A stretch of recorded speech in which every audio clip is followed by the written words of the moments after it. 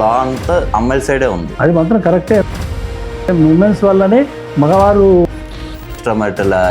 ఎందుకు sir dare చేస్తారు? ఒక్కొక్కరు తీరు బట్టి మారుతుంటారు కాబట్టి క్యాస్ట్ అనేది ఇన్ఫ్లుయెన్స్ చేస్తుంది కోర్టులో, సిస్టంలో, జ్యుడిషియరీలో క్యాస్ట్ సిస్టమ్ అనేది ఎక్కువైంది. పాక్సో కానీ పాష్ కానీ చిల్డ్రన్ హరాస్మెంట్ కానీ సెక్సువల్ హరాస్మెంట్ 80% కేసులన్నీ ఫాల్స్ కేసులు.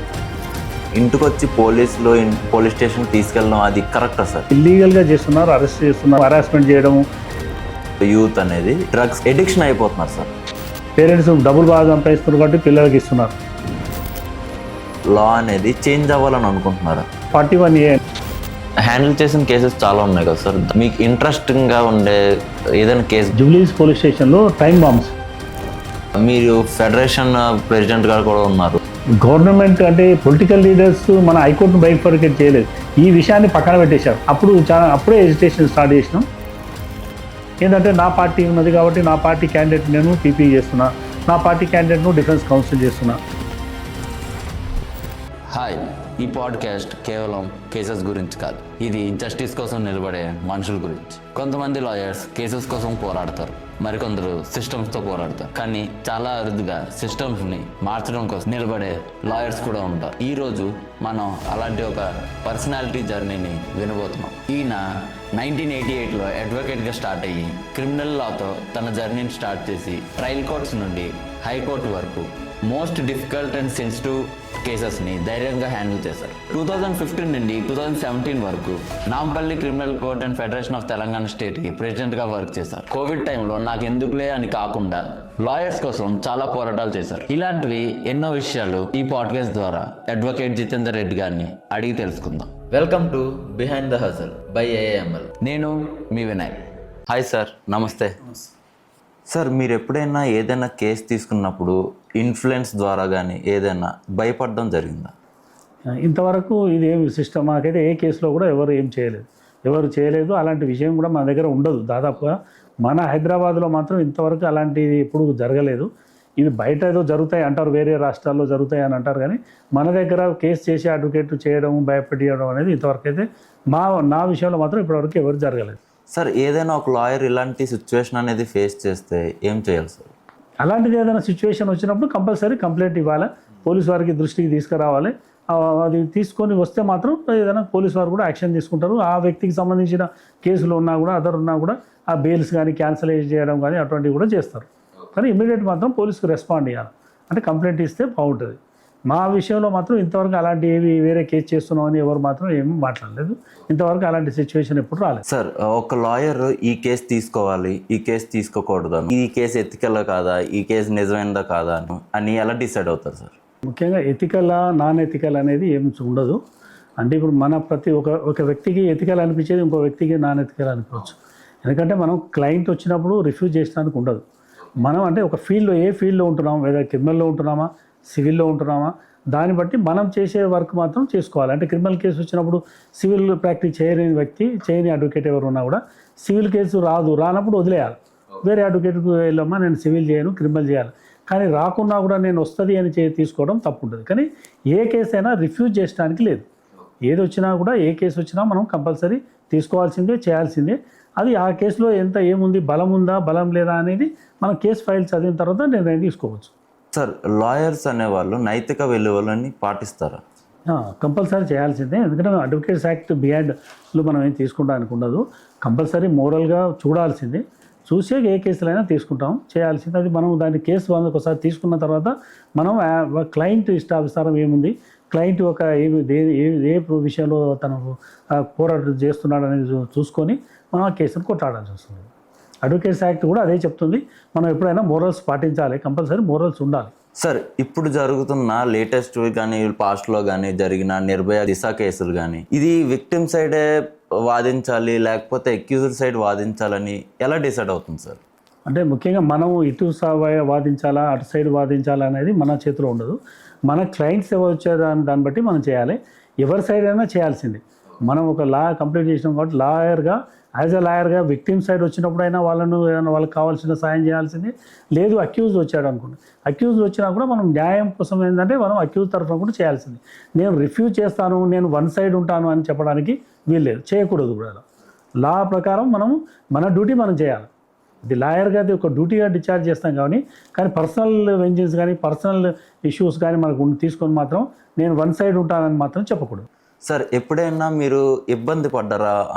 అనవసరంగా ఎక్యూజ్ సైడ్ వచ్చాము, లేకపోతే విక్టిమ్కి మనం ఇలాగ హెల్ప్ చేయలేకపోతున్నాం అని, లేకపోతే ఎప్పుడైనా ఇలాంటి ఇబ్బందులు ఏమైనా ఫేస్ చేశారా?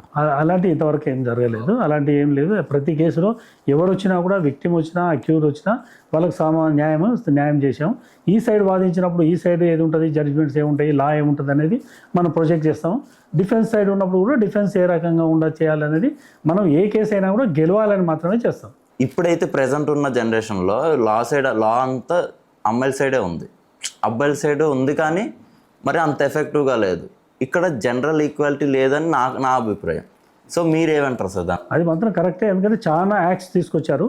చాలా యాక్ట్స్ అంటే ప్రతి 2 సంవత్సరాలు కానీ 3 సంవత్సరాలు కానీ ఏదో ఒక కొత్త యాక్ట్ వస్తుంది. అన్ని బెనిఫిషియరీ ప్రొవిజన్స్ టు ఉమెన్. అంటే ఆల్రెడీ ఇంతకుముందు వాస్తవానికి ఏంటంటే ఉమెన్ సఫరర్స్ ఉండేవాళ్ళు, కానీ ఈ రోజుల్లో మారిపోతుంది సిస్టమ్. అయితే ఉమెన్స్ వల్లనే మగవారు బాధపడుతున్నారు. దాని విషయంలో సుప్రీంకోర్టులో కూడా కొన్ని జడ్జిమెంట్స్ కూడా అయినాయి రీసెంట్గా.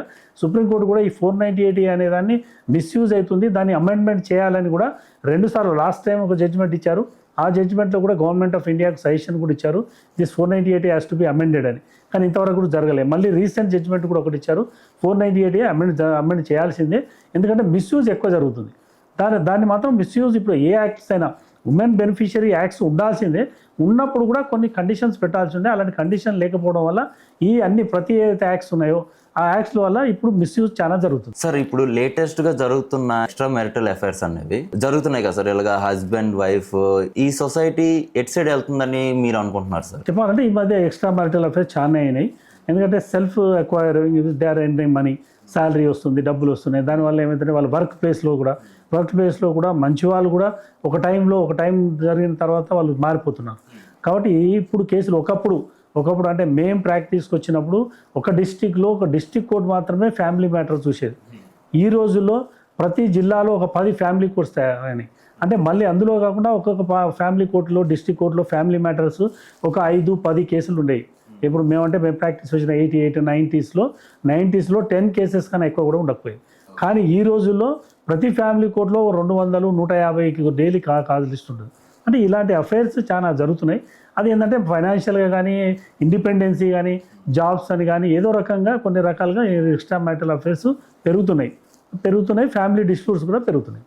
ఓకే సార్, ఇప్పుడు చంపేయడం కానీ లేకపోతే కిడ్నాప్ చేయడం కానీ ఇలాంటివి చేసిన తర్వాత కూడా 6 అనేది కన్ఫర్మ్గా పడుతుంది. అది తెలిసి కూడా ఎందుకు సార్ డేర్ అనేది చేస్తారు వాళ్ళు ఈ ఎక్స్ట్రా మ్యారిటల్ అఫైర్స్లో? ఎక్స్ట్రా మ్యారిటల్ అఫైర్ చేసే ముందు కానీ నేరం నేరస్తుడు ముందు తర్వాత కాన్సిక్వెన్సెస్ గురించి ఆలోచించే పరిస్థితిలో లేడు ఈరోజు.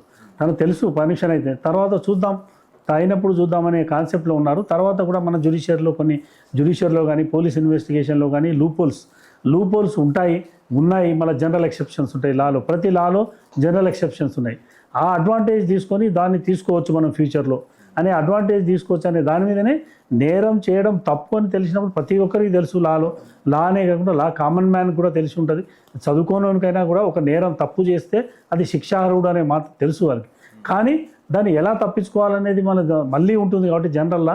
కాబట్టి వాళ్ళు ఏం చేస్తున్నారంటే చేద్దాం తర్వాత చూద్దాం అనే కాన్సెప్ట్లో ఏ నేరస్తుడైనా కూడా నేరం చేస్తున్నాడు.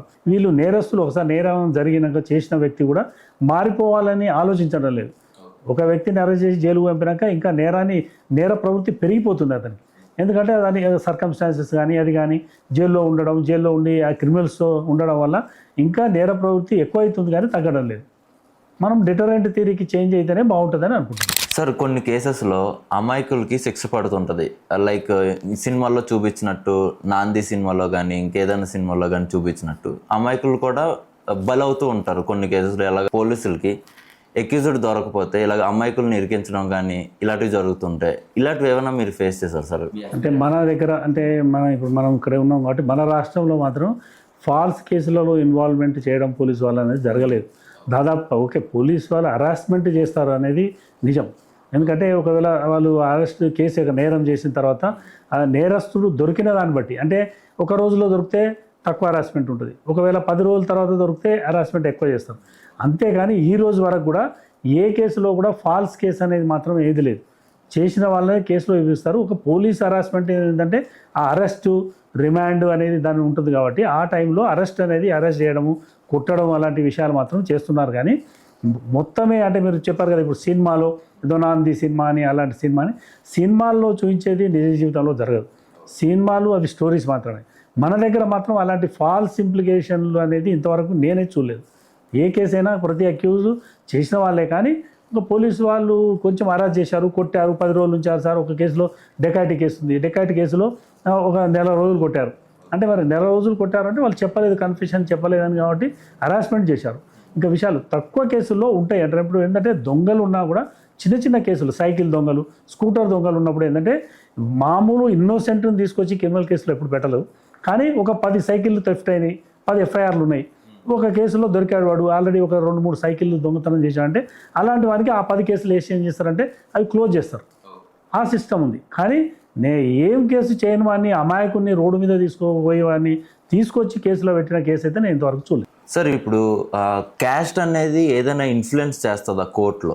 అంటే ఏదైనా కేసులో కానీ ఏదైనా కోర్టులో కానీ? అంటే క్యాస్ట్ అనేది డైరెక్ట్గా ఇన్ఫ్లుయెన్స్ చేయకపోవచ్చు, కానీ క్యాస్ట్ అనేది ఇప్పుడు జడ్జెస్ ఉంటారు. ఈ రోజుల్లో సిస్టంలో జ్యుడిషియరీలో దాదాపుగా అందరి కానీ అడ్వకేట్స్లో కానీ ఎక్కడ కానీ క్యాస్ట్ సిస్టమ్ అనేది ఎక్కువైంది. ఇప్పుడు Jyotirao Phule inhalation of caste అన్నాడు. కానీ ఇప్పుడు వాళ్ళు ఏమంటారు, ఆయన క్యాస్ట్నే ఎక్కువ తీసుకురమ్మన్నాడు, పైకి తీసుకురమ్మన్నట్టు ప్రచారం చేస్తున్నారు. అంటే ఆయన సిద్ధాంతాలకు అగెనిస్ట్గా మాట్లాడుతున్నారు. ఆయన క్యాస్ట్ సిస్టమ్ ఉండాలని చెప్పలేదు. ఇండియాలో క్యాస్ట్ నిర్మూలించాలన్నాడు.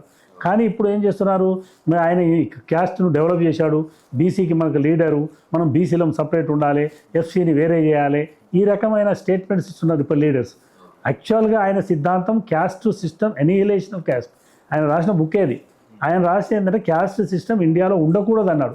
కానీ దాన్ని మనం మిస్యూజ్ చేస్తున్నారు. అలాగే కోర్టులలో కానీ జ్యుడిషియరీలో కానీ ప్రతి ప్లేస్లో ఈరోజు ఇండియాలో ఒకప్పుడు క్యాస్ట్ ఉండొద్దు అన్న వాళ్ళే క్యాస్ట్ ఉండాలి అని తీసుకొస్తున్నారు. కానీ క్యాస్ట్ సిస్టమ్ వల్ల కొంత ఎఫెక్ట్ ఉంటుంది. అంటే ఇప్పుడు జడ్జెస్ కూడా జ్యుడిషియరీలో కూడా ఎట్లుంటుందంటే మా క్యాస్ట్ అడ్వకేట్ చేస్తే ఒక రకంగా ఉంటుంది, వేరే క్యాస్ట్ అడ్వకేట్ ఆర్గ్యుమెంట్ చేస్తే ఒక రకంగా ఉంటుంది, ఆర్డర్స్లో తేడా వస్తుంది. అది చాలా నడుస్తుంది. హయ్యర్ జ్యుడిషియరీలో ఇంకెక్కువ నడుస్తుంది. ఇప్పుడు మన దగ్గరికి ఒక విక్టిమ్ అనే వాళ్ళు వచ్చారు. సో వాళ్ళకి న్యాయం జరగట్లేదని చెప్పి, మన దగ్గర న్యాయం జరగట్లేదని చెప్పి వేరే వాళ్ళ దగ్గరికి వెళ్తారు, వేరే లాయర్ దగ్గరికి, వేరే అడ్వకేట్ దగ్గరికి వెళ్తారు. సో అలాగే ఏమన్నా మీ దగ్గర జరిగిందా సార్? అంటే వేరే వాళ్ళ దగ్గర నుండి మీ దగ్గరికి రావడం కానీ అలా కేసులు వస్తాయి. అంటే కొంతమంది అంటే అందరు అడ్వకేట్స్ యాక్చువల్ చెప్పాలంటే ప్రాక్టీస్ కొంచెం డిఫరెంట్ వేలో కానీ ఏదో రకంగా ఉన్నప్పుడు వాళ్ళ ఆలోచన కూడా మనిషిని బట్టి ఆలోచన వేరు వస్తుంది. ఆ రకంగా రావడం వల్ల ఏంటంటే కొంత మిస్టేక్స్ కూడా చేస్తుంటారు. అలాంటి కేసులు వస్తున్నా మనం దాన్ని కవరప్ చేసుకుంటాం, జరుగుతుంటాయి. ఎందుకంటే సాటిస్ఫాక్షన్ ఉంటుంది. కొన్ని అడ్వకేట్స్ వాళ్ళకి నచ్చకపోవచ్చు. అంటే వాళ్ళు మంచి అడ్వకేట్స్ అయినప్పుడు కూడా ఒక్కొక్కరు తీరు బట్టి మారుతుంటారు. కాబట్టి వాళ్ళ క్లయింట్ సాటిస్ఫై కాకుంటే they can take no objection and engage any other advocate. అది చాయిస్ ఉంది, లాలో ఉంది కాబట్టి అది చేసుకోవచ్చు. సార్ ఈ సినిమాలో చూసినట్టు ఒక క్లయింట్ దగ్గర అమౌంట్ తీసుకొని వేరే ఆపోజిట్ వాళ్ళకి సపోర్ట్ చేసినట్టు ఏమైనా అవుతుంది సార్ అసలు ఈ సిస్టమ్, మనం ఉన్న సిస్టంలో అంటే అందరూ కాదు, ఏమన్నా ఉంటేటి జరుగుతుంటాయి. కొంతమంది ఉన్నారు అట్లా కూడా. అంటే ఎందుకంటే ఏ సిస్టంలో కానీ ఏదో రకంగా చేసేవాళ్ళు ఉంటారు. అంటే ఒక 5% ఉంటారు అలా చేసేవాళ్ళు కూడా ఉన్నారు. దానివల్ల ఏమవుతుందంటే సిస్టమ్ మొత్తం బదనాం అవుతుంది. అలా ఉంటారు కొంతమంది, అందరూ ఉంటారు అనేది తప్పు చాలా. అలాంటి ఏముంటారు, ఏదో 5%, 2% ఉంటారు. కానీ వాళ్ళ వల్ల ఏమవుతుందంటే ఈ మిగతా 95% కూడా ఒక బ్యాడ్ నేమ్ క్రియేట్ అవుతుంది. అలాంటి సిస్టమ్ కూడా ఉండకుంటే బాగుంటుంది. సేమ్ టైం ఏంటంటే క్లయింట్స్ కూడా కొంత పొరపాటు ఉంటుంది. క్లయింట్స్ కూడా కేర్లెస్ ఎక్కువ ఉంది. ఇప్పుడు ఎవరైనా కేసు అయినప్పుడు ప్రతి క్లయింట్ అడ్వకేట్ దగ్గర పేపర్స్ తీసుకోవాలి. ఎవరు తీసుకోరు, కేర్లెస్ ఉంటారు. మళ్ళీ కోర్టు ఫాలో కూడా కారు, డేట్కు రారు. 1 year వరకు మనం వకాలు తెచ్చినాక 1 year వరకు కూడా వాడు రాడు. మనం ఫోన్ చేస్తుంటే కూడా రారు. చెప్పినప్పుడు ఏదో చెప్తారు, నాకు ఆ రీజన్ ఉంది, ఈ రీజన్. అలా కాకుండా ఫాలోఅప్ కూడా కంపల్సరీ చేసుకోవాలి.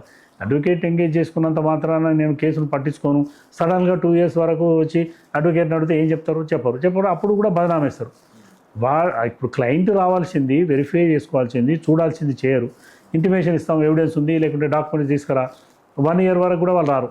15 ఇన్ఫర్మేషన్ ఇస్తాం, 10 సార్లు ఫోన్ చేస్తాం, రేపు వస్తాం సార్, ఎల్లుండి వస్తాం సార్ అంటారు, కానీ రారు.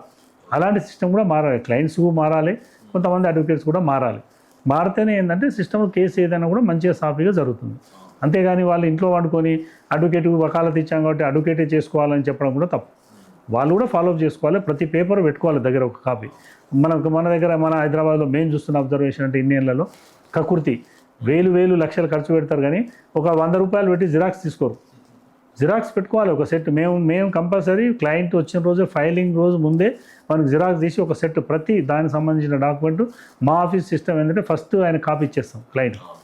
అది తీసుకోవాలి. వీళ్ళు కూడా కొంతమంది దగ్గర అడ్వకేట్స్ కూడా ఇస్తారు కానీ వీళ్ళు తీసుకోరు. పోయి మేము చెప్పినాక కూడా తీసుకురండి అక్కడ కాపీ తేండి ఇదేంటి అంటే ఒక్కొక్కరు 10 ఏళ్ళ తర్వాత వస్తాడు కేసు పట్టుకొని, సార్ నా దగ్గరకి పేపర్లు ఏవంటే పేపర్లు ఇవ్వలేదు సార్ మా అడ్వకేట్ అని అంటారు. అది చాలా తప్పది. పేపర్లు అడ్వకేట్ దగ్గర పోయి ఆఫీస్ పోయి అడిగితే ఇస్తారు కానీ వీళ్ళు పోరు అడగరు. 100 రూపాయలు ఎందుకు 200 రూపాయలు ఖర్చు ఎందుకు పెట్టాలనే కాన్సెప్ట్లో ఉంటారు. ఆ సిస్టమ్ మారాలి. ఆ సిస్టమ్ వల్ల ఏంటంటే సగం మొత్తాన్ని బదనాం కూడా ఎక్కువ చేస్తారు. వాళ్ళు ఏమి తీసుకోరు, ఏం ఫాలో కారు, వచ్చి అడ్వకేట్స్ మీద ఏదో ఒక మాట అనేస్తే సరిపోతుంది అనే దాని మీద ఉన్నారు. కాబట్టి క్లయింట్స్ ఫస్ట్ మారాలి. తర్వాత అడ్వకేట్స్ కూడా కొంతమంది అయితే చెప్పాను 2% 3% అనేది వాళ్ళు కూడా కొంచెం మారితే బాగుంటుంది. సార్ ఇప్పుడు ఉన్న యాక్ట్స్లో ఈ పాక్సో కానీ పాష్ కానీ వీటి కోసం సొసైటీకి కొంచెం అవేర్నెస్ కావాలి సార్ మాకు. ఎందుకంటే పోక్సో అంటే చిల్డ్రన్ హెరాస్మెంట్ అనే సెక్సువల్ హెరాస్మెంట్ ఉంది కాబట్టి పోక్సో యాక్ట్ కంపల్సరీ ఉండాల్సిందే. కానీ ఈ రోజుల్లో అదే ఇప్పుడు చెప్పాను కదా లేడీస్కి ఏదైతే ఫేవరబుల్ ఆర్డర్ అయితే యాక్ట్స్ ఉన్నాయో ఆ యాక్ట్స్ దాదాపుగా అందరూ మిస్యూజ్ ఎక్కువ చేస్తున్నారు. పోక్సో యాక్ట్ ఉండాల్సిందే. ఎందుకంటే చాలామంది చాలా రకాలుగా హెరాస్మెంట్ జరుగుతుంది పిల్లలకు, అది మాత్రం వాస్తవమే. కానీ సేమ్ టైం ఏంటంటే దాని ఒక నియంత్రణ కరెక్ట్ లేక ఈ పోక్సో యాక్ట్ను మిస్యూజ్ ఎక్కువ చేస్తున్నారు. ఈ రోజుల్లో ఇప్పుడు హైదరాబాద్లో ఉండే 80% కేసులన్నీ ఫాల్స్ కేసులే. ఒక 20% నిజానికి కూడా జరుగుతున్నాయి. జరిగినాయి కానీ జరిగిన వాటికన్నా ఎక్కువ కేసులు ఫాల్స్ కేసులు అవుతున్నాయి. ఏంటంటే మనీ దే ఆర్ ఎక్స్ట్రాక్టింగ్ ప్రతి ఫాల్స్ కేసు. అలాంటి సిస్టాన్ని మార్చాలి. పోలీసులో కూడా మనకు ఇన్వెస్టిగేషన్లో కూడా కొంచెం మార్పు రావాలి. ఏమవుతుందంటే ఎనీ ఫాల్స్ కేసు అయినా కూడా నాకెందుకు అన్నట్టుగా ఫార్మాలిటీ సేక్లో ఛార్జ్షీట్ ఫైల్ చేస్తున్నాను. అలాంటి సిస్టమ్ మారాలి. ప్రాపర్ ఇన్వెస్టిగేషన్ చేసి ప్రాపర్గా చేస్తే కరెక్టే, అది చేయాల్సిందే. ఎందుకంటే డిటరెంట్గా ఉండాల్సిందే మనం. ఎందుకంటే పిల్లలకు వాళ్ళకి ఏమి తెలియని చిన్న అమ్మాయిలు అంటే మైనర్స్ను ఈ రకంగా సెక్సువల్గా అడ్వాన్స్ అయ్యి చాలామంది చేసేవాళ్ళు చేస్తున్నారు. కానీ దాన్ని మిస్యూజ్ కాకుండా చేస్తే మాత్రం యాక్ట్ మాత్రం కరెక్ట్గానే ఉంటుంది. అలాగే పోస్ట్ యాక్ట్ కూడా ఇప్పుడు మన దగ్గర ఉంది. ఇప్పుడు ఏంటంటే sexual harassment at the working place ladies జరుగుతుంది కానీ అది మనకు ఇప్పుడు ఇండియాలో ఇంకా ఎక్కువ యూజ్ కావడం లేదంటే ఆఫీస్లో కూడా కంప్లైంట్ కూడా ఇవ్వడం లేదు, దాదాపుగా ఇస్తలేరు. ఎందుకంటే దానివల్ల ఇవ్వడం వల్ల ప్రమోషన్స్ ఆగిపోతాయని అంటే లేడీస్ ఇంకా కొంచెం భయంతోనే ఉంటున్నారు. అది చాలా ఇంకా కావాలి విస్తృతంగా. దాని గురించి పోస్ట్ యాక్ట్ ఇంప్లిమెంటేషన్ కానీ జరగడం లేదు. అది మాత్రం కంపల్సరీ జరగాలి.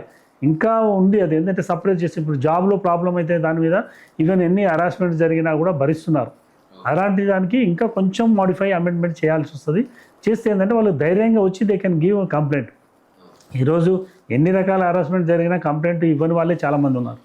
కానీ దానికోసం కొంత అమెండ్మెంట్ చేసి ఫెసిలిటేట్ చేస్తే వాళ్ళకు ఇంకా ఫెసిలిటీస్ ఎక్కువ ఇచ్చి వాళ్ళకు ఒక ధైర్యం ఇస్తే, వాళ్ళకు కాన్ఫిడెన్స్ ఇస్తే దానివల్ల ఏంటంటే లేడీస్ కూడా ముందుకు రావచ్చు. దాన్ని మాత్రం పోస్ట్ యాక్ట్ మాత్రం ఎక్కువ ఇంప్లిమెంట్ అవుతలేదు. ఇప్పటికి కూడా చాలా ఆఫీసులలో చాలా రకాల హరాస్మెంట్ జరుగుతుంది కానీ లేడీస్ మీద జరుగుతుంది. కానీ ఇంతవరకు కంప్లైంట్ చాలా రేర్ కేసెస్ అంటే ఒక పోలీస్ స్టేషన్లో ఎప్పుడో సంవత్సరానికి ఒక కేసు రిజిస్టర్ అవుతుంది. కానీ అది ఏంటంటే దాంట్లో కొంచెం అమెండ్మెంట్స్ చేస్తే బాగుంటుంది పోస్ట్ యాక్ట్లో. కానీ పోక్సోలో కూడా చేయాలి. ఎందుకంటే పోక్సోను కూడా మిస్యూజ్ ఎక్కువ చేస్తున్నారు కాబట్టి మిస్యూజ్ కాకుండా ఆపుకోవాలి. కాబట్టి కొన్ని అమెండ్మెంట్ చేస్తే బాగుంటుంది. సార్ అసలు పాక్సో యాక్ట్ ఏం చెప్తుంది సార్ మనకి సొసైటీకి? పోక్సో యాక్ట్ ఏంటంటే harassment on the minor children కదా, మైనర్స్ మీద దాని మీద ఎవరైనా సెక్సువల్ హరాస్మెంట్ చేసినా, ఎలాంటి కామెంట్ చేసినా, ఈవెన్ టచ్ చేసినా, ఇంకా నేరం అంటే ఎన్నో రకాల నేరం చేసినప్పుడు దానికి ఏంటంటే పిల్లలకు ప్రొటెక్షన్ ఇవ్వాలి. కాబట్టి దానికోసం ఆ యాక్ట్ తీసుకొచ్చారు. అది ఇలాంటి సిస్టమ్ చాలా జరుగుతున్నాయి అంటే మైనర్స్ మీద సెక్సువల్ హరాస్మెంట్స్ అనేది చాలా జరుగుతున్నాయి. అంటే డిఫరెంట్ వేలో జరుగుతున్నాయి కాబట్టి యాక్ట్ తీసుకొచ్చారు. దాన్ని ఏంటంటే మనం ఇమీడియట్లీ ఏ విషయం అంటే ఇమీడియట్గా కూడా పిల్లలు దాదాపుగా ముందుకు రాకపోవచ్చు. కాబట్టి యాక్ట్లో ఏం చెప్పారంటే చాలా స్పెషల్ సర్కమ్స్టాన్సెస్ కూడా తీసుకొచ్చారు. అంటే వాళ్ళను యాక్టివ్ చూడవద్దని ట్రయల్స్లో విషయంలో. ఇంకా మన ఇండియాలో ఈ పోక్సో కోర్టులు ఎలా ఉండాలి అనేది అయితే యాక్ట్లో ఉందో, యాక్ట్లో ఉన్నట్టుగా ఇంతవరకు కూడా పోక్సో కోర్టులలో అరేంజ్మెంట్స్ లేవు, అంటే ఫెసిలిటీస్ లేవు. ఇప్పుడు పోక్సో కోర్టు ఇప్పుడు మన దగ్గర నాంపల్లి కోర్టులో ఇన్ని రోజులు ఫస్ట్ ఎంఏజే కోర్టులో కేసులు జరిగాయి. అందులోనే వేరే రెగ్యులర్ వచ్చే క్రిమినల్స్ వస్తున్నారు, అలాగే వీళ్ళు వస్తున్నారు. వాళ్ళ ముందు నుంచే జైలు నుంచి క్రిమినల్స్ తీసుకొచ్చి అక్కడ కూర్చోబెడతారు కారిడార్లో. వాళ్ళ ముందు నుంచే విట్నెస్ల అమ్మాయిలను తీసుకెళ్తారు పీపీ దగ్గరికి. దానివల్ల సర్కమ్స్టాన్సెస్ లొకాలిటీని చూస్తే కూడా పిల్లలు కేసుకు వచ్చిన వాళ్ళు కూడా వాళ్ళని చూసి భయపడి విట్నెస్ చెప్పకపోయిన పరిస్థితి. ఎందుకంటే జనరల్గా చిన్నపిల్లలు వాళ్ళు ఆల్రెడీ వాళ్ళకి జరిగింది ఏం జరుగుతుంది అనేది వాళ్ళు చెప్పలేరు. కానీ అదే కాకుండా అలాంటి పరిస్థితుల్లో సర్కమ్స్టాన్సెస్లో తీసుకొచ్చి వాళ్ళని కేసులో విట్నెస్ చెప్పమన్నప్పుడు కూడా వాళ్ళు చెప్పలేరు. కరెక్ట్గా కూడా ఇప్పటి వరకు కూడా ప్రాపర్గా మనకు సిస్టమ్ లేవు. అది అసలు ఫస్ట్ పోక్సో కేసులో కోర్టులు ఏ రకంగా ఉండాలి అనే దాని మీద అవగాహన కూడా పూర్తిగా లేదు మనకు.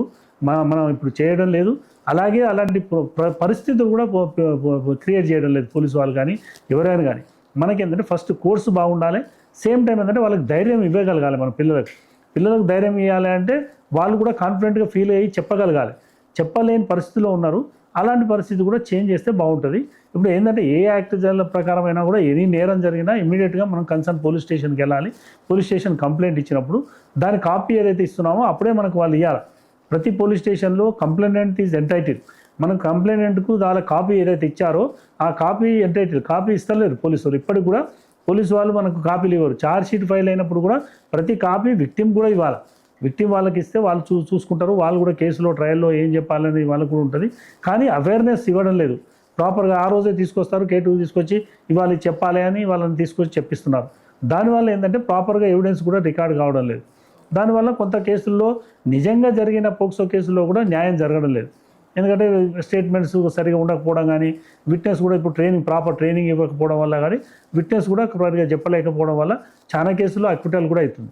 ఈ ఫాల్స్ కేసులలో చెప్పాను కాబట్టి ఫాల్స్ కేసులో అయితే 80% దాంట్లో ఫాల్స్ కేసులో they are extracting money and blackmail చేస్తున్నారు, డబ్బులు సంపాదిస్తారు. అయితే నిజంగా ఎవరైతే విక్టిమ్స్ ఉన్నారో వాళ్ళు మాత్రం చాలామందికి న్యాయం జరగడం లేదు. కాబట్టి న్యాయం జరగడానికి సత్వరంగా న్యాయం జరగాలి, తొందరగా కేసులు నడవాలి. ఇప్పుడు కూడా పోక్సో కేసులు ఇప్పుడు 2 సంవత్సరాలు 3 సంవత్సరాలు 4 సంవత్సరాల నుంచి కూడా పెండింగ్ ఉన్నాయి. అంత టైం కూడా ఇవ్వకూడదు. ఎందుకంటే చిన్నపిల్లలు కాబట్టి వాళ్ళు మారిపోతుంటారు, వాళ్ళ ఏజ్ చేంజ్ అవుతుంటుంది. విట్నెస్ స్టేజ్ వచ్చేసరికి కూడా వాళ్ళు ప్రాపర్గా చెప్పకపోవచ్చు. తర్వాత వాళ్ళు పెద్దగా అవుతారు, మైనర్స్ అవుతారు. మైనర్ అయినాక నాకు ఎందుకు ఈ విషయం, మళ్ళీ అనవసరంగా నాకు ఫ్యామిలీకి ఎఫెక్ట్ ఉంటుంది అనే దాని మీద వస్తుంది. కాబట్టి డిలే కాకుండా కేసెస్ కూడా తొందరగా సత్వరంగా చేస్తే బాగుంటుంది. ఈ పోష్ యాక్ట్ అనేది ఆల్రెడీ నేను చెప్పాను కాబట్టి పోష్ యాక్ట్లో ఇంకా కూడా చాలామంది పోష్ యాక్ట్లో అంటే సెక్సువల్ హెరాస్మెంట్ వాళ్ళ వర్కింగ్ ప్లేస్, ఉమెన్ వర్కింగ్ ప్లేస్లలో ఏదైనా సెక్సువల్ హెరాస్మెంట్ ఏ రకంగా అయినా వాళ్ళ హైయర్ అఫీషియల్స్ కానీ ఇంకా జాబ్లో ఉండే ఎవరైనా కానీ ఎంప్లాయీస్ తోటి ఉద్యోగులు ఎవరు హెరాస్ చేసినా వాళ్ళకు ఆఫీసర్కు ఇవ్వాలి కంప్లైంట్. అక్కడ ఏమవుతుందంటే ఎవరైతే ఆఫీసర్కు కంప్లైంట్ ఇవ్వాలో ఆ ఆఫీసరే కంప్లైంట్ చేసినప్పుడు ఎవరికి ఇవ్వలేకపోతున్నారు. అలాంటి విషయాల సందర్భాలు చాలా ఉంటున్నాయి. కాబట్టి దానికి కూడా ఆల్టర్నేటివ్గా వేరే ఇవ్వాల్సిన డైరెక్ట్ పోలీస్ స్టేషన్లు ఇచ్చేది కూడా ఆ ప్రొవిజన్ పెడితేనే బాగుంటుంది. ఎందుకంటే first they have to give complaint to the concern officer. Concern officer he himself is an person who is harassing. So where they will go. సో అది కూడా కొంత అందుకనే చెప్పాను ఏంటంటే అమెండ్మెంట్స్ అందులో కావాలి, ఇందులో కావాలి. 2 యాక్ట్స్లో ప్రాపర్గా కొన్ని అమెండ్మెంట్స్ తీసుకుంటే సత్వరం దాన్ని ఏంటంటే దాని యాక్షన్ మంచిగా ఇంప్లిమెంట్ చేయడం వీలవుతుంది. లేకుంటే ఇప్పటిలాగానే మిస్యూజ్ అవ్వడం మాత్రమే జరుగుతుంది. అంతే సార్. పోలీస్ కస్టడీకి, ఇంట్రాగేషన్కి అండ్ జ్యుడిషియల్ కస్టడీకి డిఫరెన్సెస్ ఏంటి సార్? ఫస్ట్ ఏంటంటే ఏదైనా ఎనీ నేరస్తుని పోలీసు వాళ్ళు అరెస్ట్ చేసినప్పుడు అంటే 24 hours లోపున మేజిస్ట్రేట్ దగ్గర కన్సర్న్ కోర్టులో ప్రొడ్యూస్ చేయాలి. ఈ 24 hours ప్రొడ్యూస్ చేసిన తర్వాత 24 hours విత్ ఇన్ 24 hours అంటే ఏదైనా జర్నీ ఉంటుందనుకోండి, జర్నీ ఉంటే journey period has to be exclude చేస్తూ ప్రొడ్యూస్ చేసిన తర్వాత జ్యుడిషియల్ మేజిస్ట్రేట్ ఏ మేజిస్ట్రేట్ అయినా అక్యూజ్ను రిమాండ్ చేస్తారు. రిమాండ్ టు జ్యుడిషియల్ కస్టడీ అంటే కోర్టు కస్టడీలో తీసుకున్నప్పుడు జ్యుడిషియల్ కస్టడీ అంటారు. అంటే ఏ వ్యక్తిని అయితే ముజ్రిమ్ అంటే ముద్దాయిని కోర్టులో ప్రొడ్యూస్ చేసిన తర్వాత కోర్టులో ఆర్డర్ రాస్తారు. జడ్జి గారు ఏదైనా ఆయన ప్రొడ్యూస్ చేసిన తర్వాత ఆర్డర్ రాసేది అది జ్యుడిషియల్ కస్టడీ. అయితే జడ్జి గారు ఆర్డర్ రాసేది జ్యుడిషియల్ కస్టడీలో ఉంటారు. అది జ్యుడిషియల్ కస్టడీ అంటే జైలుకు పంపిస్తారు, జైల్లో ఉంటారు. ఆ జైల్లో ఉన్నప్పుడు ఏదో ఇన్వెస్టిగేషన్, ఎందుకంటే 24 గంటల్లో ఏ కేసులో ఇన్వెస్టిగేషన్ చేయడం అనేది వీలు కాదు. కాబట్టి ఆ సమయంలో కన్సర్న్ పోలీసు కోర్టులో అప్లికేషన్ వేసి మాకు పోలీస్ కస్టడీ కావాలి, మేము ఇన్వెస్టిగేషన్ చేయాలి అని మనం అడగడానికి ఛాన్స్ ఉంటుంది. కాబట్టి పోలీసు వాళ్ళు అప్లికేషన్ ఫైల్ చేస్తారు. అప్లికేషన్ బట్టి కోర్టు దాని అవసరాన్ని బట్టి అంటే ఈ ప్రతి కేసులో దాన్ని బట్టి టైం మారుతుంది. అంటే ఈ కేసులో ఎంతవరకు ఇవ్వచ్చు పోలీస్ కస్టడీ, ఎన్ని రోజులు ఇవ్వచ్చు అనేది కోర్టు నిర్ణయించిన తర్వాత కోర్టు ఆర్డర్ పాస్ చేస్తుంది. ఆ పాస్ చేసినప్పుడు కోర్టు పాస్ చేసిన ఆర్డర్లో police can take police custody. ఆ సమయం ఏదైతే కోర్టు వారు గ్రాంట్ చేస్తారో ఆ టైంలో పోలీస్ కస్టడీ తీసుకెళ్ళి వాళ్ళు అప్పుడు ఇంటరాగేషన్ చేస్తారు. ఇంటరాగేషన్ అంటే నథింగ్ బట్ ఏంటంటే కేసులో వాళ్ళ ఇన్వాల్వ్మెంట్ ఏంటి అని వాళ్ళు ఏం చెప్తారు, మేము ఏం చేశామని, ఎలా చేశామని, నేరాన్ని ఎలా చేశామని వాళ్ళు చెప్పడానికి కోసం ఇంట్రాగేషన్ ఏంటంటే పోలీస్ కస్టడీ కోర్టు నుంచి తీసుకున్న తర్వాత ఇంట్రాగేషన్ చేస్తారు. చేసి దానికి కావాల్సిన ఒక కేసుకు సంబంధించిన వాళ్ళ ఇన్వాల్వ్మెంట్ ఎంతవరకు ఉంది, ఇంకా లేదా ఇంకెవరైనా ఇన్వాల్వ్మెంట్ ఉందా, ఇవన్నీ విషయాలు తెలుసుకోవడంలో ఇంట్రాగేషన్ అనేది ఏంటంటే ఇద్దరు అది కాన్ఫరెన్షన్ వాళ్ళు రికార్డ్ చేస్తారు, పంచనామాగా చేస్తారు. వాళ్ళు ఏదైతే చెప్తారో అంటే మేము కేసులో ఏ రకంగా చేశాము, ఎందుకు చేశాము, తర్వాత చేసిన తర్వాత దానికి సంబంధించిన నేరానికి సంబంధించిన ఏమైనా వెపన్స్ కానీ ఏమైనా ఉన్నాయి అవన్నీ ఎక్కడ పెట్టాము, అలాంటి వాటి అన్ని విషయాలన్నీ వాళ్ళ నుంచి తీసుకుంటారు. ఎందుకంటే పోలీస్ వారికి ముందు తెలియదు ఎలా జరిగింది, పూర్తి నేరం ఎలా చేశారు అక్యూజ్ అనేది తెలియదు కాబట్టి అదంతా వాళ్ళ కన్ఫెషన్ అయిన దాని ద్వారా తెలుసుకొని దాన్ని బట్టి మళ్ళీ ఫర్దర్ ఇన్వెస్టిగేషన్ ఏమైనా ఉంటే ఆ ఇన్వెస్టిగేషన్ చేస్తారు. ఈ కన్ఫెషన్లో ఇంట్రాగేషన్లో పోలీస్ కస్టడీలో ఉన్నప్పుడు చేసే ఇంట్రాగేషన్లో ఏం చేస్తారంటే దాంట్లో సంబంధించిన ఏమైనా వెపన్స్ కానీ ఏది కానీ ఉన్నా కూడా అవన్నీ సీజ్ చేసుకుంటారు. కావాల్సిన సీన్ రిక్రియేషన్ కూడా చేస్తున్నారు ఈ రోజుల్లో. తర్వాత సీన్ రిక్రియేట్ చేసినాక కోర్టు వారు ఇచ్చిన సమయం ఎంతైతే సమయం ఇచ్చారో ఆ సమయం లోపున వాళ్ళని తీసుకెళ్ళి మళ్ళీ కోర్టులో ప్రొడ్యూస్ చేస్తారు. కోర్టు వారు మళ్ళీ వాళ్ళని జ్యుడిషియల్ కస్టడీకి పంపిస్తారు. అంటే జ్యుడిషియల్ కస్టడీ అంటే they are in court custody. So police కస్టడీలో అంటే కోర్టు కస్టడీలో ఉన్నప్పుడు ఏంటంటే జైలుకు పంపిస్తారు. అదే జైల్లో ఉంటారు కాబట్టి అప్పుడు జ్యుడిషియల్ కస్టడీలో ఉంటారు. అలా ఇంట్రాగేషన్ అయిన తర్వాత మళ్ళీ అవసరం ఉన్నా కూడా ఇప్పుడు కొత్త లా ప్రకారం బిఎన్ఎస్ ప్రకారం ఇది ఇంత క్రితం ఏంటంటే మనకు 15 రోజుల వరకే పోలీస్ కస్టడీ ఇచ్చే ప్రొవిజన్ ఉండే. ఇప్పుడు మారింది. ఇప్పుడు మళ్ళీ మళ్ళీ కోర్టు ఎంత అయినా ఇవ్వచ్చు. మళ్ళీ టైం కూడా 60 days వరకు కూడా ఇవ్వచ్చు. కాబట్టి మళ్ళీ అవసరం అనుకుంటే అంటే ఇప్పుడు ఒకరిని అరెస్ట్ చేసిన తర్వాత కస్టడీ తీసుకుంటాం, మళ్ళీ కొత్త వ్యక్తులు ఎవరైనా అరెస్ట్ చేసినప్పుడు ఇంకేమైనా కొత్త విషయాలు వాళ్ళు చెప్పినప్పుడు ఈయన చెప్పండి అంటే ఫస్ట్ చెప్పిన అక్యూజ్ ఎంత ఎట్లుంటారంటే కొంతమంది క్రిమినల్స్ ఎంత ఇంట్రాగేషన్ చేసినప్పుడు కూడా చెప్పరు. అలాంటి వ్యక్తులు వేరే అక్యూజ్డ్ కస్టడీ తీసుకున్నప్పుడు ఇంకో కొన్ని విషయాలు చెప్పవచ్చు. ఆ విషయాల్లో మళ్ళీ ఈయన ఇన్వాల్వ్మెంట్ ఉందని కనుక తెలిసినప్పుడు మళ్ళీ కూడా పోలీస్ కస్టడీ కోసం పిటిషన్ వేసుకొని కోర్టు వారు అయితే సమయం ఇచ్చారో ఆ సమయంలో తీసుకెళ్ళి మళ్ళీ పోలీస్ కస్టడీలో ఉన్నప్పుడు మళ్ళీ ఇంట్రాగేషన్ చేసి ఆ కేసుకు సంబంధించిన ఇన్వెస్టిగేషన్ ఏది ఉన్నా కూడా కంప్లీట్ చేస్తారు. ఇంకా ఇన్వాల్వ్మెంట్ ఆఫ్ వేరే కేసులలో కూడా ఉన్నా కూడా దానికి సంబంధించిన ఇన్వెస్టిగేషన్ చూసి చెప్పేసి దాని గురించి ఏదైతే ఎలిసిటీ చేస్తారో అది కూడా కోర్టు వారి దృష్టికి తీసుకొస్తారు. ఇదే కాకుండా పలానా కేసులో ఉన్నారని కూడా అవన్నీ ఏదైతే రికార్డు ఇంట్రాగేషన్లో ఏదైతే వీళ్ళు ఒప్పుకున్నారో అవన్నీ విషయాలన్నీ కోర్టు వారి దృష్టికి తీసుకొచ్చి మళ్ళీ జ్యుడిషియల్ కస్టడీ పంపిస్తారు. సార్ ఇప్పుడు ఏది ఇన్ఫర్మేషన్ లేకుండా ఏ నోటీస్ లేకుండా ఏదైనా క్రైమ్ జరిగినా లేకపోతే ఏదైనా సివిల్ కేసులో అయినా ఇంటికి వచ్చి పోలీస్ స్టేషన్కి తీసుకెళ్ళడం అది కరెక్టా సార్? అంటే ఇంటికి వచ్చి తీసుకెళ్ళడం అనేది తప్పది. ఎందుకంటే ఏదైనా 7 సంవత్సరాల కన్నా లోపల పనిష్మెంట్ ఉన్న ఏ నేరం జరిగినా కూడా దానికి ఇంటిమేషన్ ఇవ్వాలి, నోటీస్ ఇవ్వాలి. ఎంత క్రితము అలా ఉండే అంటే అందుకోసమనే 41A అనేది అమెండ్మెంట్ చేశారు. అది ఇంటర్నేషనల్ హ్యూమన్ రైట్స్ వయలేషన్ బాగా జరుగుతుంది ఇండియాలో. ఇంకా అంటే మనం ఏదైతే ఈ లాస్ ఏదైతే ఫాలో అవుతున్నారో పోలీసు వాళ్ళు అప్పుడు అంటే ఇంగ్లీష్ వాళ్ళు ఏదైతే తీసుకొచ్చారో అదే లా ఫాలో అవుతున్నారు. అలాగే ఇల్లీగల్గా చేస్తున్నారు, అరెస్ట్ చేస్తున్నారు అనే దాని చాలా కమిషన్స్ కూడా అపాయింట్ అయినాయి. కమిషన్స్ రిపోర్ట్స్ బేస్ అయిన తర్వాతనే 41A అనేది అమెండ్మెంట్ జరిగింది. 41A అమెండ్మెంట్ జరిగింది ఎందుకోసం అంటే ఈ అన్నెసరీ హరాస్మెంట్ ఇప్పుడు మీరు చెప్పారు కాబట్టి విలేజ్లోనే కాదు సిటీలో కూడా అన్నెసరీగా ప్రతి చిన్న కంప్లైంట్ మీద చిన్న కంప్లైంట్ ఎవరో ఇచ్చారు అనగానే దాని మీద అరెస్ట్ చేయడం, తీసుకుపోవడం, హరాస్మెంట్ చేయడము, 2 రోజులు పోలీస్ స్టేషన్ పెట్టడం, తర్వాత కోర్టుకు పంపించడం ఇలాంటివి చేస్తున్నారని చెప్పి మిస్యూజ్ చేస్తున్నారు పోలీసు వాళ్ళు. వాళ్ళ పవర్స్ని ఎక్కువ యూజ్ చేసి హరాస్మెంట్ చేస్తున్నారని దాని మీదనే అమెండ్మెంట్ జరిగింది. అమెండ్మెంట్ ప్రకారం ఏంటంటే మనకు ఏదైనా ఏ నేరమైనా 7 years లోపున ఉన్న పనిష్మెంట్ ఏది ఉన్నా కూడా అలాంటి నేరంలో మాత్రం కంపల్సరీ నోటీస్ ఇవ్వాలనేది మాత్రం తీసుకొచ్చారు. అది మంచిదే. కానీ దాన్ని కూడా ఈ రోజులో 41A పోలీసు వాళ్ళు దాని ఏంటంటే ఏదైతే అమెండ్మెంట్ పబ్లిక్ కోసం చేశారు, పబ్లిక్ అన్యాయం చేయొద్దు పోలీసు వాళ్ళని మాత్రమే చేశారు. కానీ ఇక్కడ ఏమవుతుందంటే అదే 41A పోలీసు వాళ్ళు వాళ్లకు ఉపయోగకరంగా ఉండాలని మార్చుకుంటున్నారు.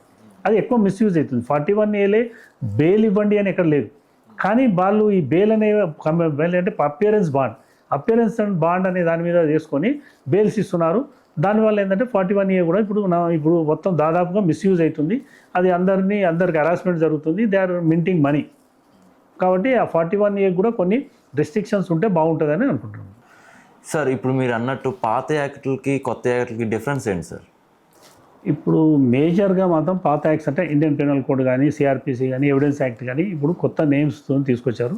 కొత్త యాక్ట్స్ 23లో మనకు తీసుకున్నారు పార్లమెంటు. 23 నుంచి ఎఫెక్ట్లో ఉన్నాయి. అది కాబట్టి ఏంటంటే దాంట్లో కొన్ని మాడిఫికేషన్స్ మాత్రమే చేశారు. దాదాపుగా సెక్షన్ నెంబరింగ్ చేంజ్ చేశారు. సెక్షన్ నెంబరింగ్ చేశారు అంటే ఇప్పుడు 302ను 102 అని 101 అని అలా నెంబరింగ్ చేంజ్ చేశారు. అంటే సీక్వెన్స్, ఆర్డర్ ఆఫ్ సీక్వెన్స్ మారింది కానీ ఎక్కువ ఏం మారలే. కానీ కొన్ని సెక్షన్స్ మాత్రం కొత్త సెక్షన్స్ వచ్చాయి ఇందులో. అంటే ఐపీసీలో ఏదైతే చేంజ్ అయ్యిందో బిఎన్ఎస్ అని, బిఎన్ఎస్ఎస్ సిఆర్పిసిలో కానీ, అందులో కానీ, ఎందులో కానీ, ఎవిడెన్స్ యాక్ట్లో కూడా దాంట్లో కూడా అమెండ్మెంట్స్ చేశారు. కొన్ని అంటే మేజర్ అమెండ్మెంట్స్ ఏం లేవు కానీ కొత్త సెక్షన్స్ కొన్ని మాత్రం పొందుపరిచారు. పాతవి మాత్రం అలాగే దాదాపు అలాగే ఉన్నాయి. అంటే ఇప్పుడు పాతది ఉంది బుక్ కాబట్టి చేంజ్ చేయాలి, 100 years దాటిపోయిందనే దాని మీద, కొత్తది తీసుకోవాలనే దాని మీద నేమ్ సేక్ మాత్రమే చేంజ్ చేశారు. సార్ ఇప్పుడు లైఫ్ ఇంప్రెస్మెంట్ అంటారు కదా, లైఫ్ ఇంప్రెస్మెంట్కి ఇన్ని ఇయర్సే అనేది ఫిక్స్డ్గా ఏమైనా ఉందా సార్? లైఫ్ ఇంప్రిజన్మెంట్ అంటే రిమైనింగ్ లైఫ్ టిల్ డెత్ యాక్చువల్గా అది. అంటే ఎక్కడ ఇయర్స్ 10 ఏళ్ళు 14 ఏళ్ళు ఇదని ఎక్కడ లేదు, టిల్ డెత్ అంతే. అది కంపల్సరీ. కానీ అది ఇంప్లిమెంటేషన్ చేయలేదు. ఇప్పుడు కొత్త యాక్ట్లో specific words they have use. ఇంతకుముందు ఏంటంటే లైఫ్ ఇంప్రిజన్మెంట్ అని మాత్రమే ఉండేది. ఆయన వరకు ఏంటంటే దాన్ని చాలా మిస్యూజ్ కూడా చేశారు. 14 years అని, 16 years అని, ఏదో రాజకీయ నాయకుడు వచ్చారని, ఒక సీఎం వచ్చారని, ఒక సీఎం కొత్త సీఎం పార్టీ రాగానే వాళ్ళకు లైఫ్ సెటప్ చేయడము ఇవన్నీ జరుగుతుండేది. ఇప్పుడు జరగడానికి లేదు. ఇప్పుడు అమెండ్మెంట్లు ఇప్పుడు అడిగారు కాబట్టి అమెండ్మెంట్లలో ఇది స్పెసిఫిక్ వర్డ్ తీసుకొచ్చారు. స్పెసిఫిక్ వర్డ్ అంటే remaining life imprisonment means remaining life till is death. So అక్కడ 10 ఏళ్ళు 12 ఏళ్ళు 12 ఏళ్ళు 20 ఏళ్ళు అనేది ఏమీ లేదు. లైఫ్ అంటే టిల్ డెత్ అది ఉండాల్సిందే. అదేంటంటే దాన్ని కరెక్ట్గా ప్రాపర్గా ఎన్ని రోజులు యూజ్ చేయకూడదు. ఇప్పుడు అమెండ్మెంట్లో ఒక స్పెసిఫిక్ వర్డ్ యూజ్ చేశారు. ఇంతకుముందు ఆ వర్డ్ లేదు. స్పెసిఫిక్ వర్డ్ లేకపోవడం వల్ల దాన్ని చాలా మిస్యూజ్ చేశారు. కానీ సుప్రీంకోర్టు జడ్జిమెంట్ ఇచ్చారు చాలా. అసలు లైఫ్ అంటే టిల్ లైఫ్ అనే జడ్జిమెంట్స్ చాలా ఉన్నాయి. కానీ అవన్నీ ఫాలో కాకుండా ఈ 14 ఏళ్ళకని 15 ఏళ్ళకని రిలీజ్ చేయడం జరుగుతుండేది. ఇప్పుడు నెక్స్ట్ అది జరగకపోవచ్చు. అంటే ఇప్పుడు ఖచ్చితంగా లైఫ్ ఉన్నంత వరకు life means till death. Sir ఇప్పుడు లైఫ్ ఇంప్రెస్మెంట్ పడిన వ్యక్తి ఉంటారు కదా, వాళ్ళకి క్షమాభిక్ష అనేది ఉంటుందా సార్? ఉంది, మన లాలో ఉంది. మనం అంటే ఏ పనిష్మెంట్ అయినా ఏదైనా సుప్రీం అథారిటీ కాన్స్టిట్యూషన్కైనా మనం ఆల్ ఓవర్ ఇండియా ఏంటంటే మన యాక్ట్ కాన్స్టిట్యూషన్ ప్రకారం president is the super power కాబట్టి లాస్ట్ ఛాన్స్గా అంటే సుప్రీంకోర్టులో కేసు అయిపోయిన తర్వాత సో మీరు అప్లికేషన్ పెట్టుకోవచ్చు ప్రెసిడెంట్కు అనేది ఉంది. కాబట్టి ప్రెసిడెంట్కు అప్లికేషన్ పెట్టుకుంటే ప్రెసిడెంట్ సాటిస్ఫై అయితే ఈ కెన్ పాస్, ఈ కెన్ రిమిట్ అండ్ ఈ can give anything. So president is the superior authority కాబట్టి ఆయన ఏ ఆర్డర్ అయినా పాస్ చేయొచ్చు. ఆ పవర్ మనకు ప్రెసిడెంట్ ఆఫ్ ఇండియాకు ఉంది. సార్ మీరు అడ్వకేట్గా ఎప్పుడు ఎన్రోల్ అయ్యారు సార్? నేను 1988 ఎన్రోల్ అయ్యాను. సో మీ కెరియర్లో ఒక మైల్ స్టోన్ అనేది ఉంటుంది కదా సార్, అంటే మీ కెరియర్ని ఛాలెంజ్ చేసింది, మీ కెరియర్ని మార్చింది, అలాంటి మైల్ స్టోన్ గురించి చెప్పండి సార్. అంటే మైల్ స్టోన్ అంటే చాలానే ఉన్నాయి మైల్ స్టోన్స్. అది ఇప్పుడు మనం అంటే ఫస్ట్ స్టార్టింగ్ చేసినప్పటి నుంచి కేసు ప్రాక్టీస్ చేసినప్పటి నుండి ఒక సీనియర్ దగ్గర సుధాకర్ రెడ్డి గారి దగ్గర జాయిన్ అయినాం. అప్పటి నుంచి అన్ని మైల్ స్టోన్సే. ఎందుకంటే ప్రతి కేసులో డిఫరెంట్ ఉంటుంది, ఛాలెంజెస్ డిఫరెంట్గా మనం దాన్ని ట్రీట్ చేయాల్సి వస్తుంది. మనం ప్రతి విషయంలో ప్రతి కేసు కొత్తది కాబట్టి దాన్ని మనం ఇన్వెంట్ చేయాలి, ఏంది ఉంది, ఎట్లా క్రాస్ చేయాలి, ఎట్లా కేసు గెలవాలనే దాని మీద ఉంటాం. కాబట్టి అంటే ఆల్ ది టైమ్ రిసర్చ్ చేయాల్సిందే ప్రతి కేసులో. ఒక కేసు అనే కాదు, ప్రతి కేసులో డిఫరెంట్ టైప్స్ ఆఫ్ ఉంటుంది మనకు. కాబట్టి వర్క్ డిఫరెంట్గా ఉంటుంది క్రిమినల్ ప్రాక్టీస్. అందులో సివిల్ అంటే డిఫరెంట్ ఉంటుంది. సివిల్లో డాక్యుమెంట్ బేస్ అయితే డాక్యుమెంట్స్ బట్టి రిస్ట్రిక్టెడ్ క్రాస్ ఎగ్జామినేషన్ ఉంటుంది. ఇక్కడ క్రిమినల్లో ఎట్లుంటుంది అంటే క్రాస్ ఎగ్జామినేషన్ కానీ అబ్జర్వేషన్ కానీ ఏదైనా cross examination basing on the not only charge sheet కాకుండా ఆ విట్నెస్ వచ్చిన దాన్ని బట్టి విట్నెస్ స్టేట్మెంట్ బట్టి కూడా మనం ఇమీడియట్లీ స్పాంటేనియస్గా క్రాస్ ఎగ్జామ్ చేయాలి. కాబట్టి దానివల్ల ఏంటంటే బ్రెయిన్ కూడా షార్ప్గా పనిచేయడం మొదలు పెడుతుంది. మనం ఒకసారి ఆలోచన థరలీ మార్చినప్పుడు అది ఆటోమేటిక్గా మనకు కూడా వస్తుంది. కొత్త ఐడియాలు వస్తాయి, కొత్త క్రాస్ ఎగ్జామినేషన్కు కొత్త క్వశ్చన్స్ కూడా మనం ఫ్రేమ్ చేసుకోవాలా. కాబట్టి ఏంటంటే స్పాంటేనిటీ ఎక్కువ ఉండాలి. క్రిమినల్ ప్రాక్టీస్ చేయాలంటే ఏదో పేపర్ మీద రాసుకొని పోతే మాత్రం వీలు కాదు. కానీ ఆ టైంకు విట్నెస్ ఏం చెప్తాడు, మనం ఏం చెప్తే ఏం చెప్పగలగాలి, మనం ఏం అడగాలి, అలా ఆ రకంగా మనం ప్రతి కేసులో ఏ కేసు అయినా కూడా కొత్తగానే ఉంటుంది. కాబట్టి ప్రతి కేసులో మనకు కొంచెం నాలెడ్జ్ పెరుగుతుంటుంది. దానివల్ల దాన్ని ఇంకా ఇంప్రూవైజ్ చేసుకుంటూ పోతుంటే క్రిమినల్ ప్రాక్టీస్లో సక్సెస్ అవుతుంది. ఆ రకంగానే సక్సెస్ అయ్యాయి ముందు నుంచి కూడా. ప్రతి కేసు కూడా ఛాలెంజ్. సార్ మీరు హ్యాండిల్ చేసిన కేసెస్ చాలా ఉన్నాయి కదా సార్, దాంట్లో లైక్ మీకు ఇంట్రెస్టింగ్గా ఉండే ఏదైనా కేసు గురించి చెప్పండి సార్ మాకు.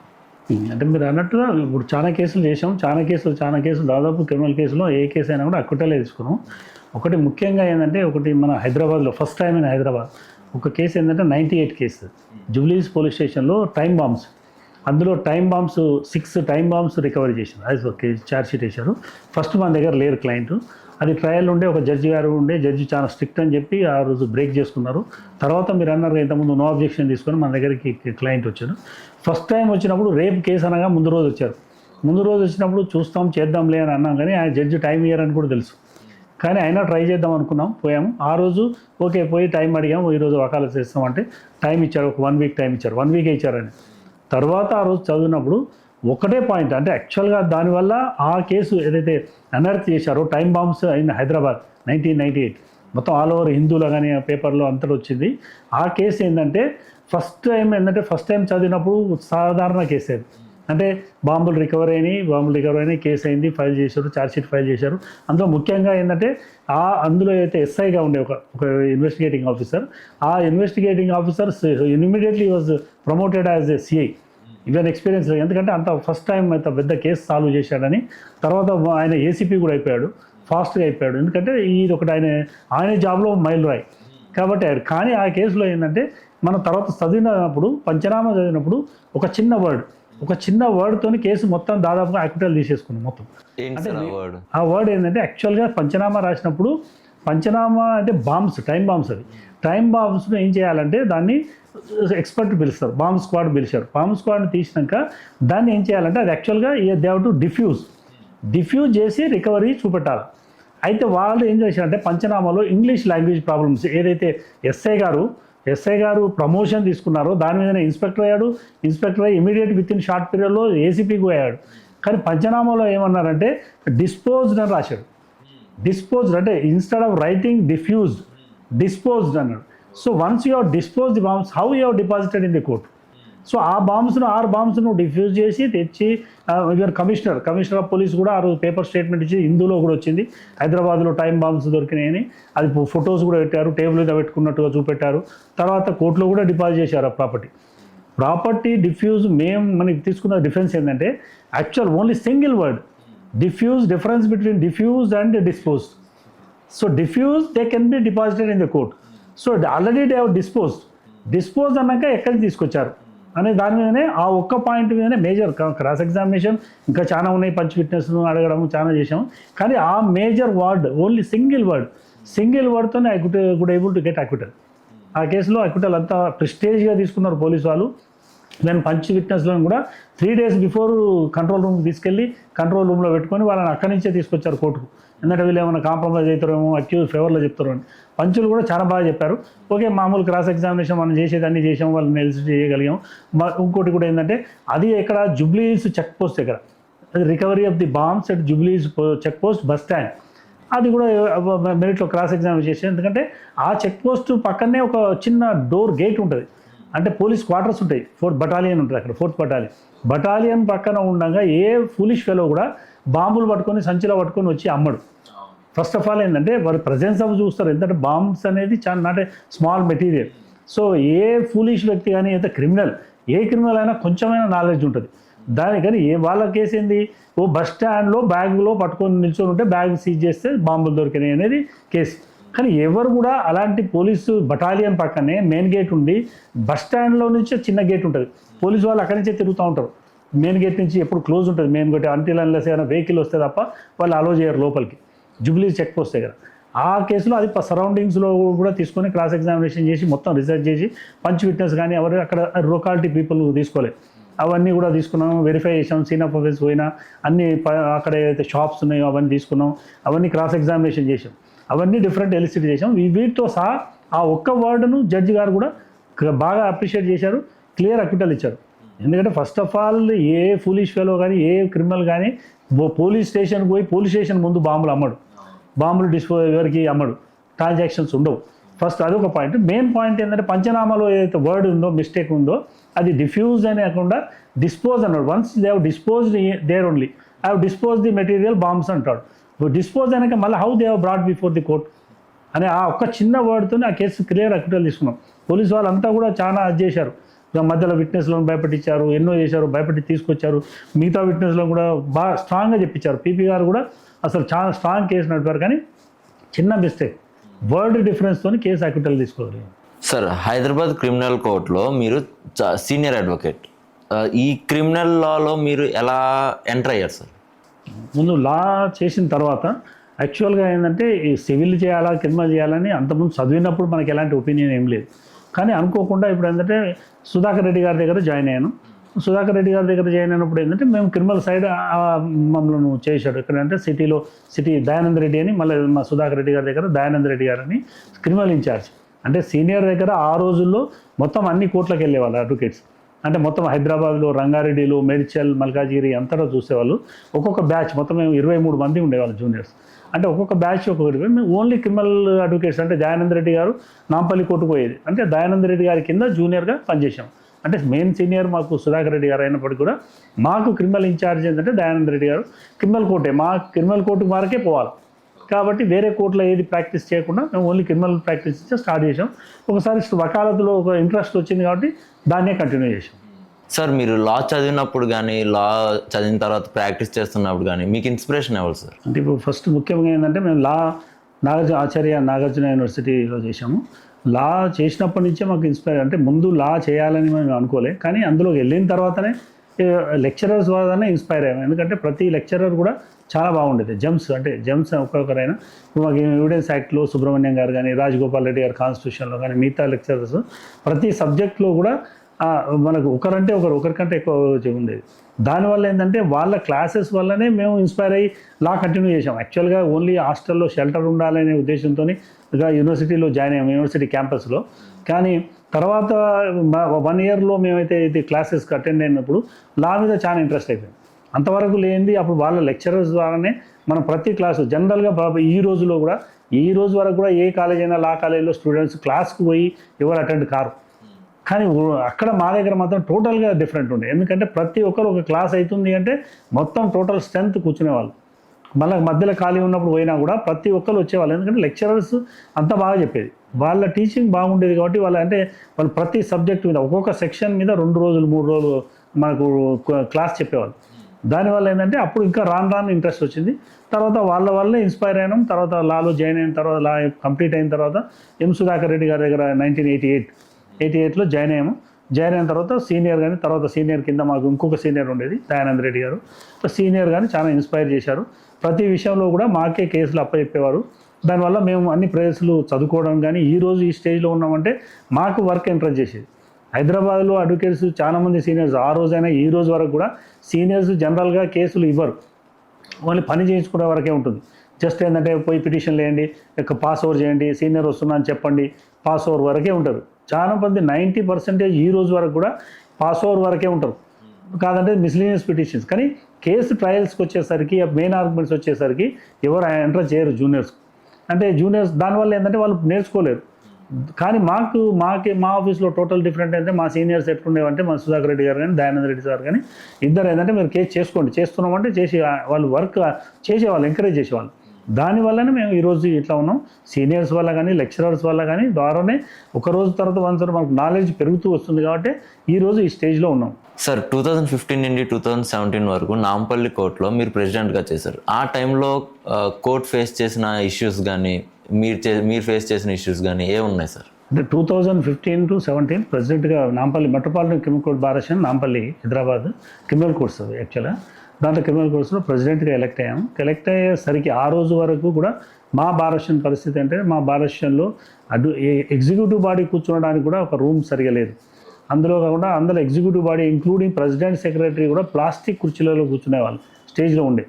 నేను గెలిచిన తర్వాత బిఫోర్ ఛార్జ్ తీసుకునే ముందు రోజే మొత్తం advocate executive body room renovate చేయించుకున్నాం, ఫర్నిచర్ కూడా తీసుకున్నాం, అన్ని సోఫాస్ కానీ చైర్స్ కానీ అన్నీ తీసుకొని రెనోవేషన్ అన్నీ తీసుకున్న తర్వాతనే నెక్స్ట్ డే మార్నింగ్ మాత్రమే మండే రోజు రజనీ మేడం గారితో ఎంఏజే గారు ఉండే మాకు అప్పుడు రజనీ మేడంతో ఓపెనింగ్ చేయించాం. తర్వాత చాలా సమస్యలు ఉండే, వాటర్ ప్రాబ్లం మెయిన్. ఎందుకంటే అంత క్రితం సమ్మర్లో మా ఎలక్షన్ ముందు ఎలక్షన్ జరగక ముందు కూడా ప్రాబ్లం ఏంటంటే వాటర్ కోర్టులో ఒకటే బోర్ ఉండే అది ఖరాబ్ అయింది నడుస్తలేదంటే ఇక్కడి నుంచి వాళ్ళు హైకోర్టుకు లెటర్ పెట్టడం, అక్కడి నుంచి రాకపోవడం. అంటే ఒక నెల రోజులు మా భారతదేశంలో వాటర్ ప్రాబ్లం ఉండే. వాటర్ ప్రాబ్లం లేకుంటే ఎందుకంటే ఆ బోర్ పనిచేయట్లేదు కోర్టు బోర్, దానివల్ల వాటర్ క్యాన్స్ కొనుక్కొని వాడేవాళ్ళు. సో అంత సమస్య ఉంది కాబట్టి ఫస్ట్ మనం ఎలక్షన్లో అప్పుడే చెప్పాను మనకు ఒక బోర్ కావాలి సపరేట్గా, మనం కోర్టుతో సంబంధం పెట్టుకోకుండా అని చెప్పి కోర్టుకు సంబంధం లేకుండా ఇమ్మీడియట్ కాగానే బోర్ కూడా వేయించాము. అప్పుడు కూడా బోర్ వేయించి మోటార్ కూడా పెట్టించాను నేనే. సొంత డబ్బులతో బార్లో, ఎందుకంటే బార్లో డబ్బులు ఉండవు కాబట్టి ఏ చేసినా ప్రెసిడెంట్ అంటే డబ్బులు ఉంటే మన దగ్గర మనం పెట్టుకోవాల్సిందే, ఎందుకంటే ఫైనాన్షియల్గా ఎక్కువ డబ్బులు ఏమి ఉండవు బార్లో. కాబట్టి మనమే బోర్ వేయించి మళ్ళీ వాటర్ చేసి ఇప్పుడు ఈ రోజు వరకు కూడా ఆ బోర్ నడుస్తుంది. ఆ బోర్ చేయబట్టి ఇప్పుడు మా బారస్యానికి ఎలాంటి వాటర్ ప్రాబ్లం లేదు. ఆ రోజు నుంచి ఈ రోజు వరకు వాటర్ ప్రాబ్లం అనేది బారస్యానికి లేదు. అప్పుడు ఎవ్రీ టైం 10 రోజులకు ఒకసారి ప్రాబ్లం ఫేస్ చేసేది. ఆ బోర్ చేయించాము. తర్వాత కూడా చాలా పనులు ఉండే జడ్జి కోర్టులో కూడా నీట్ ఉండకపోయేది. మన హైదరాబాద్లో తెలుసు అంతా గుట్కాలు మొత్తం కోర్టు అంతా మళ్ళీ సెషన్ ఎంఏజే గారికి ఇన్ఫర్మేషన్ ఇస్తే ఎంఏజే గారు కూడా ఆ రోజు మొత్తం కోర్టు అని సర్వే చేసిన తర్వాత కోర్టులు ఫస్ట్ క్లీన్ చేయించాం మొత్తం. యాక్చువల్లీ ఎక్కడ ఏ గోడలు చూసినా కూడా దరిద్రం అంటే అంత గుట్కాలు హైదరాబాద్లో అట్లా ఉంటుంది కాబట్టి చాలా క్లీన్ చేయించి మంచిగా చేయించి మళ్ళీ దాన్ని హైజీనిక్ ఉండాలనే ఉద్దేశంతో దాన్ని కూడా మంచిగా చేసుకున్నాం. తర్వాత ఇంకా చాలా సమస్యలు ఉండే, అన్ని సమస్యలు కూడా అది సాల్వ్ చేసుకున్నాం. అదే కాకుండా ఎర్రమంజిల్ కోర్టులో కూడా చాలా ట్రాఫిక్ ప్రాబ్లం అంటే ఎందుకంటే లోపలికి వెళ్ళిన వెహికల్ బయటికి రావాల్సిన పరిస్థితి ఉండేది. అందుకోసమనే వెనక సైడ్ గోడ తవ్వించి పర్మిషన్ తీసుకొని వెనక సైడ్ గేట్ కూడా ఇన్ అండ్ అవుట్ లాగా స్కూటర్స్ అన్న వెళ్ళడానికని ఆ గేట్ పెట్టించినాం. అలాగే జ్యుడిషియల్ ఆఫీసర్స్తో కూడా అందరితో మంచిగా ఉంటూ మన బెంచ్ అండ్ బార్ రిలేషన్ మంచిగా మెయింటైన్ చేస్తూ మా కాలంలో మాత్రం ఎలాంటి సమస్యలు లేకుండా ఏ సమస్య వచ్చినా కూడా సాల్వ్ చేస్తూ ఉన్నాము as a president of metropolitan criminal court bar association. Okay, అదే సమయంలో మీరు ఫెడరేషన్ ప్రెసిడెంట్ గారు కూడా ఉన్నారు, దాని గురించి కరెక్ట్. అదే సమయంలో ఇప్పుడు మన దగ్గర అదే అంతకన్నా క్రితం అంటే నాకన్నా ముందు 1 year బిఫోరే ఫెడరేషన్ ఆఫ్ బార్ అసోసియేషన్స్, ఎందుకంటే bar council of Telangana constitutional body కాబట్టి దానివల్ల ఏంటంటే అన్ని సమస్యలకు ముందుకు రారు కాబట్టి ఒక బాడీ ఉండాలని ఒక బాడీ అది ఫామ్ అయింది. దానికి తర్వాత ఫెడరేషన్ ఆఫ్ బార్ అసోసియేషన్స్ యునానిమస్గా నేను ప్రెసిడెంట్గా ఎలక్ట్ అయ్యాను. ప్రెసిడెంట్గా ఎలక్ట్ అయిన సమయంలోనే చాలా సమస్యలు మొదలయ్యాయి. ఎందుకంటే ముఖ్యంగా ఏంటంటే గవర్నమెంట్ అంటే పొలిటికల్ లీడర్స్ మన హైకోర్టును బైఫర్కేట్ చేయకుండా వాళ్ళు ఓన్లీ వాళ్ళ వరకు చూసుకున్నా అంటే స్టేట్ బైఫర్కేట్ చేశారు కానీ ఈ విషయాన్ని పక్కన పెట్టేశారు కాబట్టి మళ్ళీ ఫస్ట్ ప్రాబ్లం స్టార్ట్ అయ్యిందంటే ఆంధ్ర జడ్జెస్ మొత్తం తెలంగాణలో ఆప్షన్స్ ఇచ్చారు. అంటే ఎక్కడి వాళ్ళు అక్కడ ఉండాలి అనే దాని మీద అక్కడ ఇక్కడ తెలంగాణకి ఇవ్వడం వల్ల తెలంగాణలో పోస్టులు ఫ్యూచర్లో అంటే కొంతమంది జడ్జెస్ అప్పుడే జాయిన్ అయిన వాళ్ళు అంటే ఒక 10 మంది జడ్జెస్ ఏంటంటే 5-6 ఏళ్ళ సర్వీస్ ఉన్న వాళ్ళు జాయిన్ అవుతున్నారు. దానివల్ల ఏంటంటే ఇక్కడ ఇంకొక 30 ఏళ్ళ వరకు ఇక్కడ జ్యుడిషియరీలో వేకెన్సీ రాకపోవడం వల్ల తెలంగాణ వాళ్ళకు ఛాన్సులు తగ్గుతాయి. తెలంగాణ అయినప్పటికీ కూడా జ్యుడిషియరీలో మనకు అన్యాయం జరుగుతుంది అనే దాని మీద అప్పుడే ఎజిటేషన్ స్టార్ట్ చేసినాం. ఫెడరేషన్ తరఫున కాల్ పవర్ చేసినాం. మొత్తం తెలంగాణ ఆల్ ఓవర్ తెలంగాణలో కూడా చాలా ఉద్యమాలు చేసినాం. అందరి దీని ప్రకారం 2-3 నెలలు 4 నెలల వరకు కూడా ఫెడరేషన్ ప్రెసిడెంట్గా డిఫరెంట్ టైప్స్ ఆఫ్ ఎజిటేషన్స్ చాలా చేసాం. అందరు కూడా కోఆపరేట్ చేశారు. దాంట్లో భాగంగానే చలో హైకోర్టు ప్రోగ్రామ్ కానీ కూడా చేసాం. దానిలో ఇందిరా పార్క్లో కూడా ధర్నా చేసాం ఈ ఆప్షన్స్ను వెనుక తీసుకోవాలని. దానివల్ల ఏంటంటే మధ్యలో వాళ్ళ ఆప్షన్స్ ఎవరైతే ఇచ్చారో ఫస్ట్ ఆ ఆప్షన్స్ కూడా ఆపారు. దాన్ని కూడా మేము సఫలీకృతమయ్యాం. ఆప్షన్స్ అందరూ ఎవరైతే ఆంధ్ర జడ్జెస్ తెలంగాణకి ఇచ్చారో వాళ్ళు కూడా అందరూ బ్యాకప్ అయ్యారు. అప్పుడు కొన్ని రోజులు ఉద్యమం కొంచెం స్లో అయింది. తర్వాత మళ్ళీ ఇప్పుడు ఈ సమస్య జరుగుతుంది కాబట్టి హైకోర్టు బైఫర్కేషన్ కావాలని మళ్ళీ ఇంకొక ఉద్యమాన్ని కంటిన్యూ చేస్తున్నాం as a president of federation bar associations.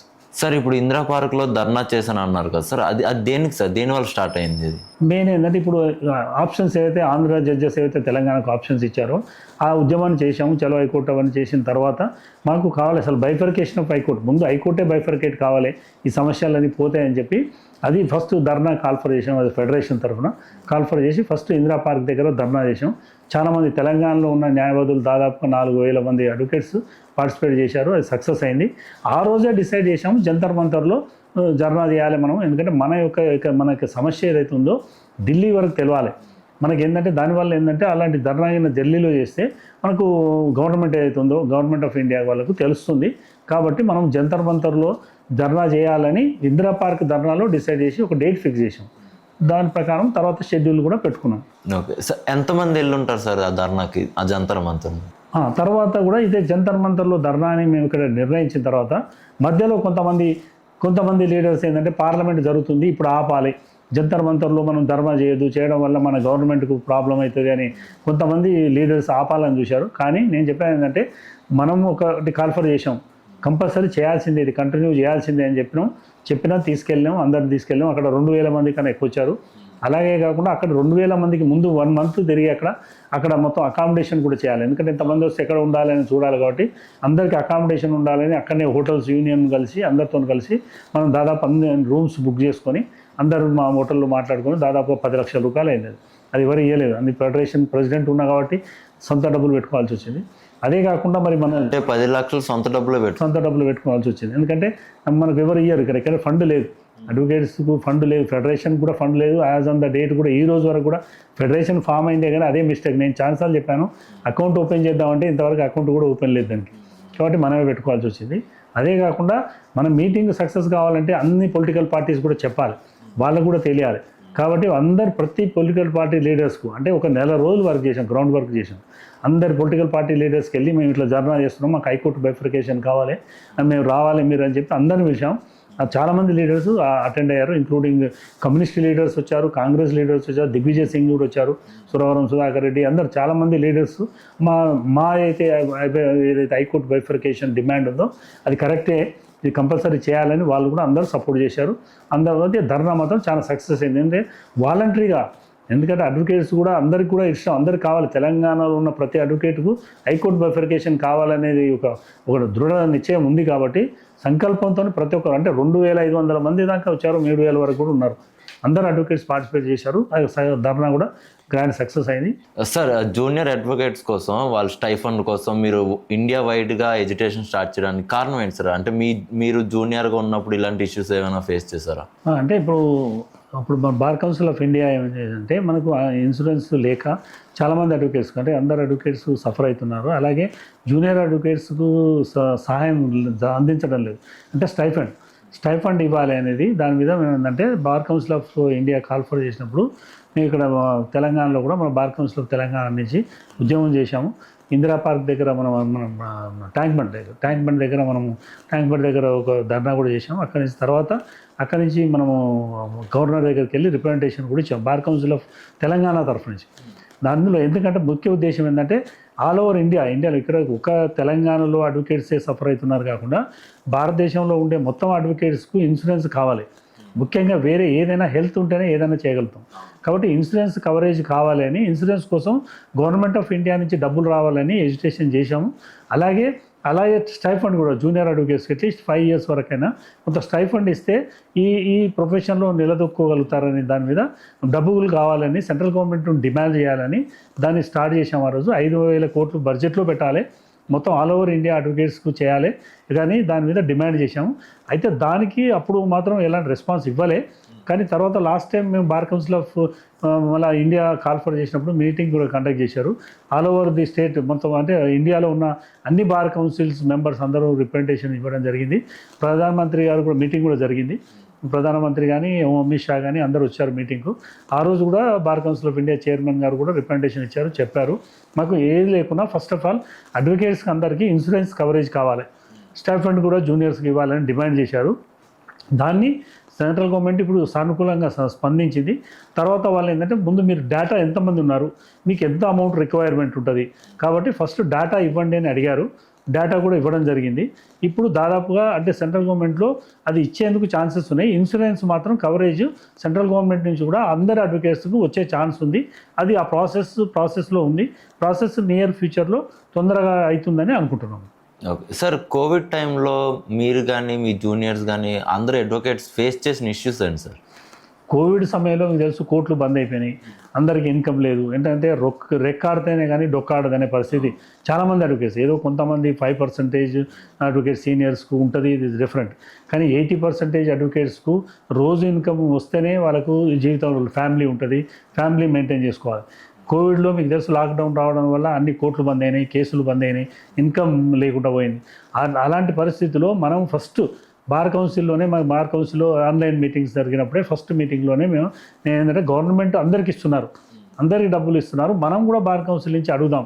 మనం అడిగితే తప్పులేదు, మనం ఇస్తారా ఇవ్వరా తర్వాత. కానీ కొంతమంది లీడర్స్ లేదా గవర్నమెంట్ చాలా కష్టంలో ఉంది, ఇప్పుడు మనం అడిగితే మన అడ్వకేట్స్కి ఎందుకు ఇస్తారు, అవసరం లేదన్నారు. కానీ మనం పెట్టాలి అన్నాం.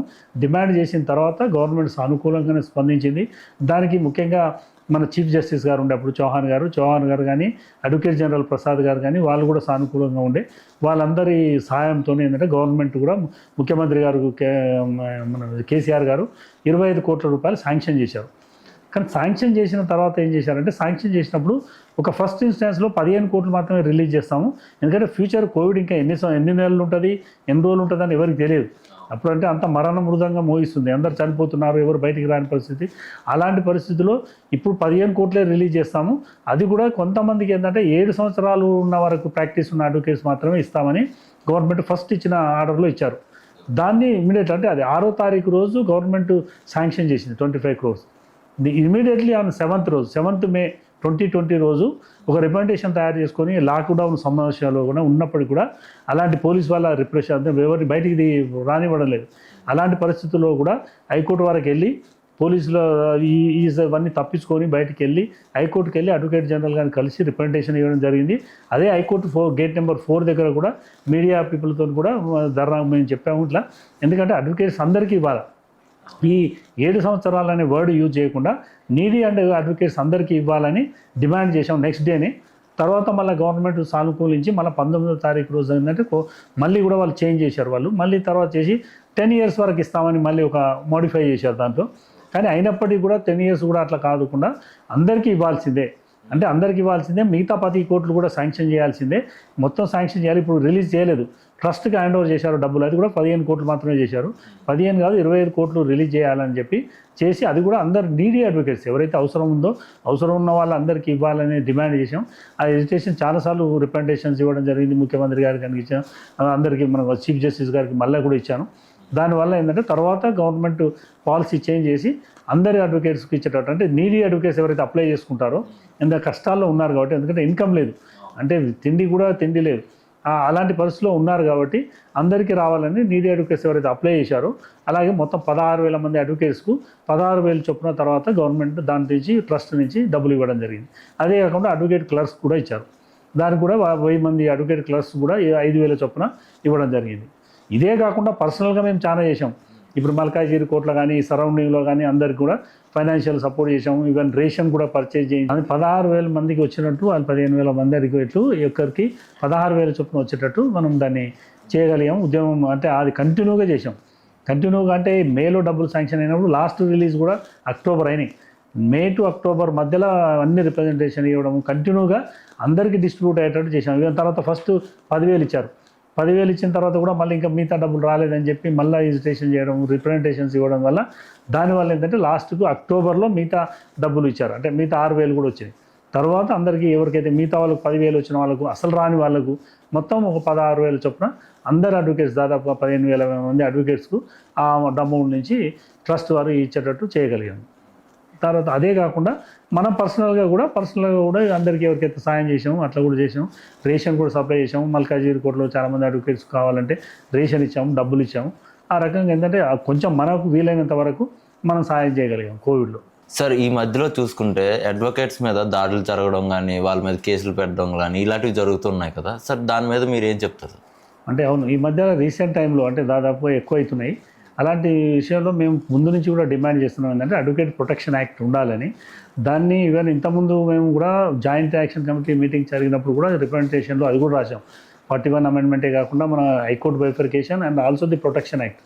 తర్వాత గవర్నమెంట్ ఆఫ్ ఇండియాని కూడా రిప్రజెంట్ చేసాం. Government of India already draft advocate protection act పంపించింది. ఇప్పుడు 2023లో బార్ కౌన్సిల్ ఆఫ్ తెలంగాణకు పంపించింది. దాంట్లో మాడిఫికేషన్స్ కానీ కరెక్షన్స్ కానీ అన్నీ చేసి మేము June 23లోనే సెంట్రల్ గవర్నమెంట్ పంపించాం. సెంట్రల్ గవర్నమెంట్ ముందు ఇంప్లిమెంట్ చేస్తాము, ఎనాక్ట్ చేస్తాము అన్నారు. కానీ ఇప్పటి వరకు కూడా అదే గవర్నమెంట్ ఉంది, మళ్ళీ వచ్చినాక ఇప్పటి వరకు కూడా చేయలేదు. మరి రీసెంట్గా కూడా మనకు కొత్త గవర్నమెంట్ వచ్చిన తర్వాత కాంగ్రెస్ గవర్నమెంట్ కూడా అడ్వకేట్స్ యాక్ట్ డ్రాఫ్ట్ పంపించారు. దాన్ని కూడా పంపించారు. మేము కరెక్షన్స్ కూడా చేసాము. అందులో ఏంటంటే advocates protection act and advocate welfare act అని 2 కలిపి చేశారు. దానికి ఏంటంటే అట్లా ఉండడానికి వీలైతే లేదు, కష్టం ఉంటుంది. ఎందుకంటే వర్డ్స్లో కానీ ఇంటర్ప్రిటేషన్లో కానీ మీనింగ్స్లో కానీ చేంజెస్ అవుతున్నాయి. కాబట్టి advocates protection act and advocates welfare act అనేది సపరేట్ ఉండాలి అని మేము సజెషన్ ఇచ్చాము. దానివల్ల ఇప్పుడు ఆగి ఉంది. అంటే గవర్నమెంట్ దగ్గరే ఉంది. ఇప్పుడు గవర్నమెంట్ ఆల్రెడీ అన్ని కరెక్షన్స్ కూడా అయినాయి. కాబట్టి గవర్నమెంట్ ఎప్పుడైనా అంటే ఇప్పుడే రావచ్చు, 2 రోజులు కావచ్చు, 2-3 రోజులు కావచ్చు. కానీ గవర్నమెంట్ చేతిలో ఉంది, అసెంబ్లీలో అది పెట్టి పాస్ చేయించాలి. కానీ ఈ సమయంలో ఎందుకంటే దాడులు మీరు అన్నట్టుగా ఎక్కువైతున్నాయి కాబట్టి కంపల్సరీ ఎంత తొందరగా చేస్తే అంత మంచిదని మేము అనుకుంటున్నాం.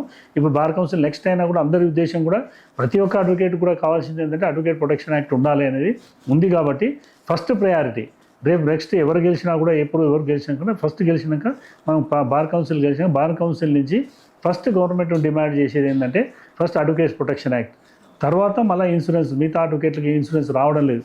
ఇన్సూరెన్స్ ఇప్పుడు ఉన్న దాంట్లో ఏవైతే 100 కోట్లు ఇచ్చారో కేసీఆర్ గారు అది ట్రస్ట్లో ఉన్నాయి. ఆ ట్రస్ట్లో ఉన్న డబ్బులతో ఇప్పుడు మొత్తం 19,000 మంది మాత్రమే ఇన్సూరెన్స్ వస్తుంది. కానీ ఈరోజు 50,000 కన్నా ఎక్కువ ఉన్నారు మెంబర్స్. కాబట్టి మిగతా అందరికి కూడా ఇన్సూరెన్స్ రావాలి.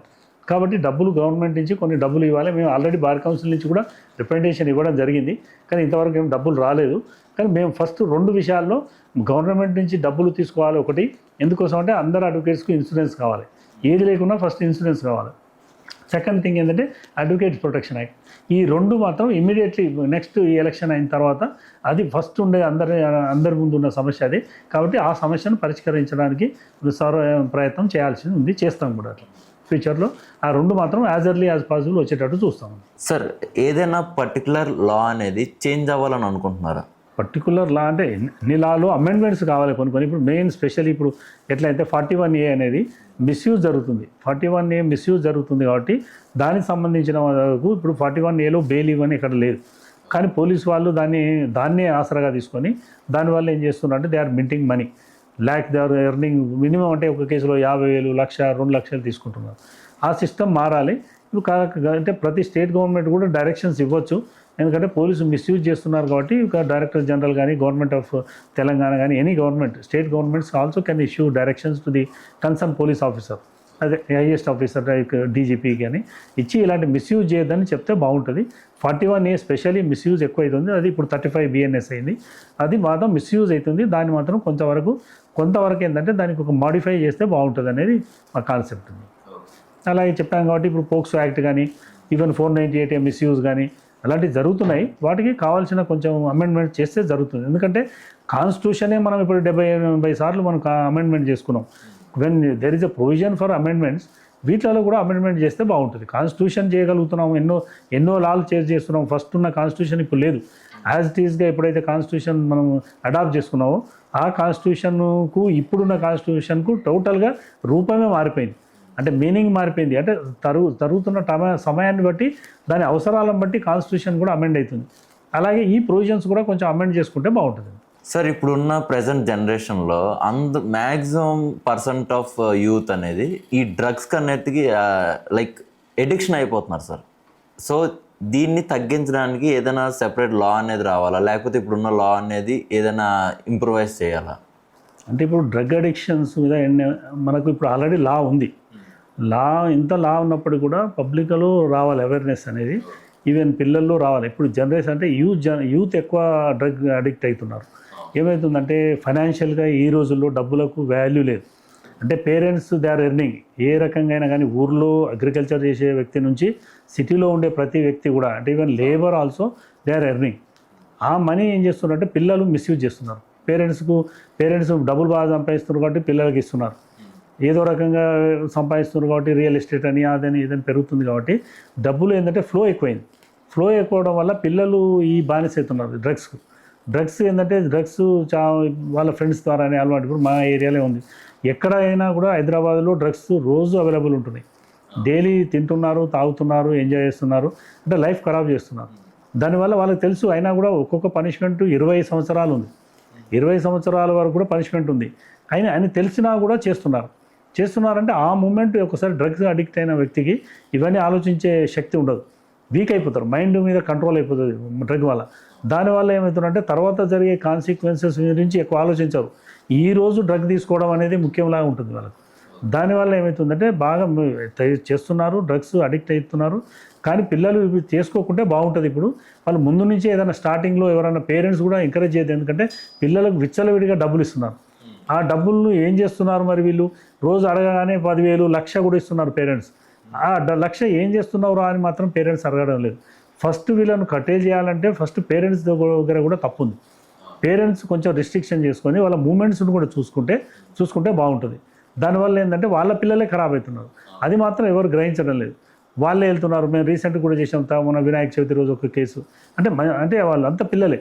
రీసెంట్గా చాలా కేసులు అవుతున్నాయి. అంతా ఎవరు చూసినా 20 years లోపున పిల్లలు చాలామంది ఉన్నారు.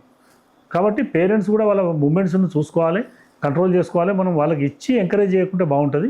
పిల్లలు కూడా వాళ్ళ లైఫ్ ఖరాబ్ చేసుకోవడం, దానివల్ల ఏంటంటే ఫ్యూచర్లో ఒకసారి డ్రగ్ అడిక్ట్ ఏంటంటే ఏదో రకంగా హెల్త్ కూడా ప్రాబ్లం వస్తుంది. ఫస్ట్ నర్వస్ సిస్టమ్ అంతా దెబ్బతింటుంది, బ్రెయిన్ పనిచేయదు, అంటే డెవలప్ కూడా కారు. కాబట్టి డ్రగ్స్ను కంట్రోల్ చేసుకొని ఇప్పటికైనా అలవాటు ఉన్న వాళ్ళు కూడా తగ్గించుకుంటే చాలా మంచిది. లేకుంటే వాళ్ళ జీవితాలు, అందరి జీవితాలు నాశనం అయ్యే ఛాన్సెస్ ఎక్కువ ఉన్నాయి. సార్, అప్కమింగ్ లాయర్స్కి కానీ లేకపోతే ఆల్రెడీ చదువుతున్న వాళ్ళకి కానీ మీరు ఇచ్చే వన్ సజెషన్ ఏంటి? ముఖ్యంగా ఏంటంటే ఈ రోజుల్లో చదువుతున్న వాళ్ళందరికీ ఇంకా లాలో చదివితే బాగానే ఉంది. అంటే ఆపర్చునిటీస్ చాలా ఉన్నాయి. ఇంకా ఫ్యూచర్లో కూడా ఇప్పుడు చాలా కోర్స్ కానీ జ్యుడిషియరీలో రిక్వైర్మెంట్ చాలా ఉంది. చదివితే మంచిదే, కానీ చదివిన తర్వాత హార్డ్ వర్క్ చేయాలి. హార్డ్ వర్క్ ఆల్వేస్ పేస్ అంటే ప్రతి క్షణం చదువుతూ ఉండాలి.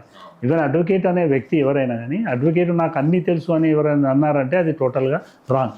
మనం ఇప్పుడు లా అనేది ఏంటంటే ఓషన్, రోజు student, lawyer always a student, అంటే చదువుతూనే ఉండాలి.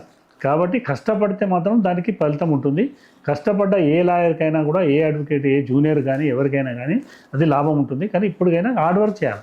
హార్డ్ వర్క్ చేయండి మాత్రం ఏ సాధించలేము. హార్డ్ వర్క్ చేస్తూ అప్ టు డేట్ ఉంటూ లా డైలీ మారుతుంటాయి. డైలీ పాత మొన్న వచ్చే జడ్జిమెంట్స్ ఇమీడియట్గా మళ్ళీ చేంజ్ అవుతూ ఉంటాయి. అవి చేంజెస్ వస్తుంటాయి, లాలో చేంజెస్ వస్తుంటాయి, అమెండ్మెంట్స్ అవుతుంటాయి. జడ్జిమెంట్స్ బట్టి కూడా మనం పోతూ ఉండాలి. కాబట్టి ఎప్పుడూ చదువుతూ ఉండాలి, హార్డ్ వర్క్ చేయాలి. హార్డ్ వర్క్ చేస్తే దానికి ఫలితం మాత్రం ఉంటుంది, చక్కగా ఉంటుంది, చాలా బాగుంటుంది. ఇప్పుడు ఇంకా ప్రొఫెషన్లో చాలా ఉంది, వ్యాక్యూమ్ ఉంది. ఇప్పుడు చాలామంది కాన్సన్ట్రేట్ చేయడం లేదు. ఆ కాన్సన్ట్రేట్ చేస్తే చాలా బాగుంటుంది, వాళ్ళు కూడా సక్సెస్ అవుతారు. దాని తగ్గట్టుగా ఫలితం ఉంటుంది. ముందు కష్టపడితేనే ఫలితం, కష్టపడ్డందుకు మాత్రం ఫలితం చాలా బాగుంటుంది.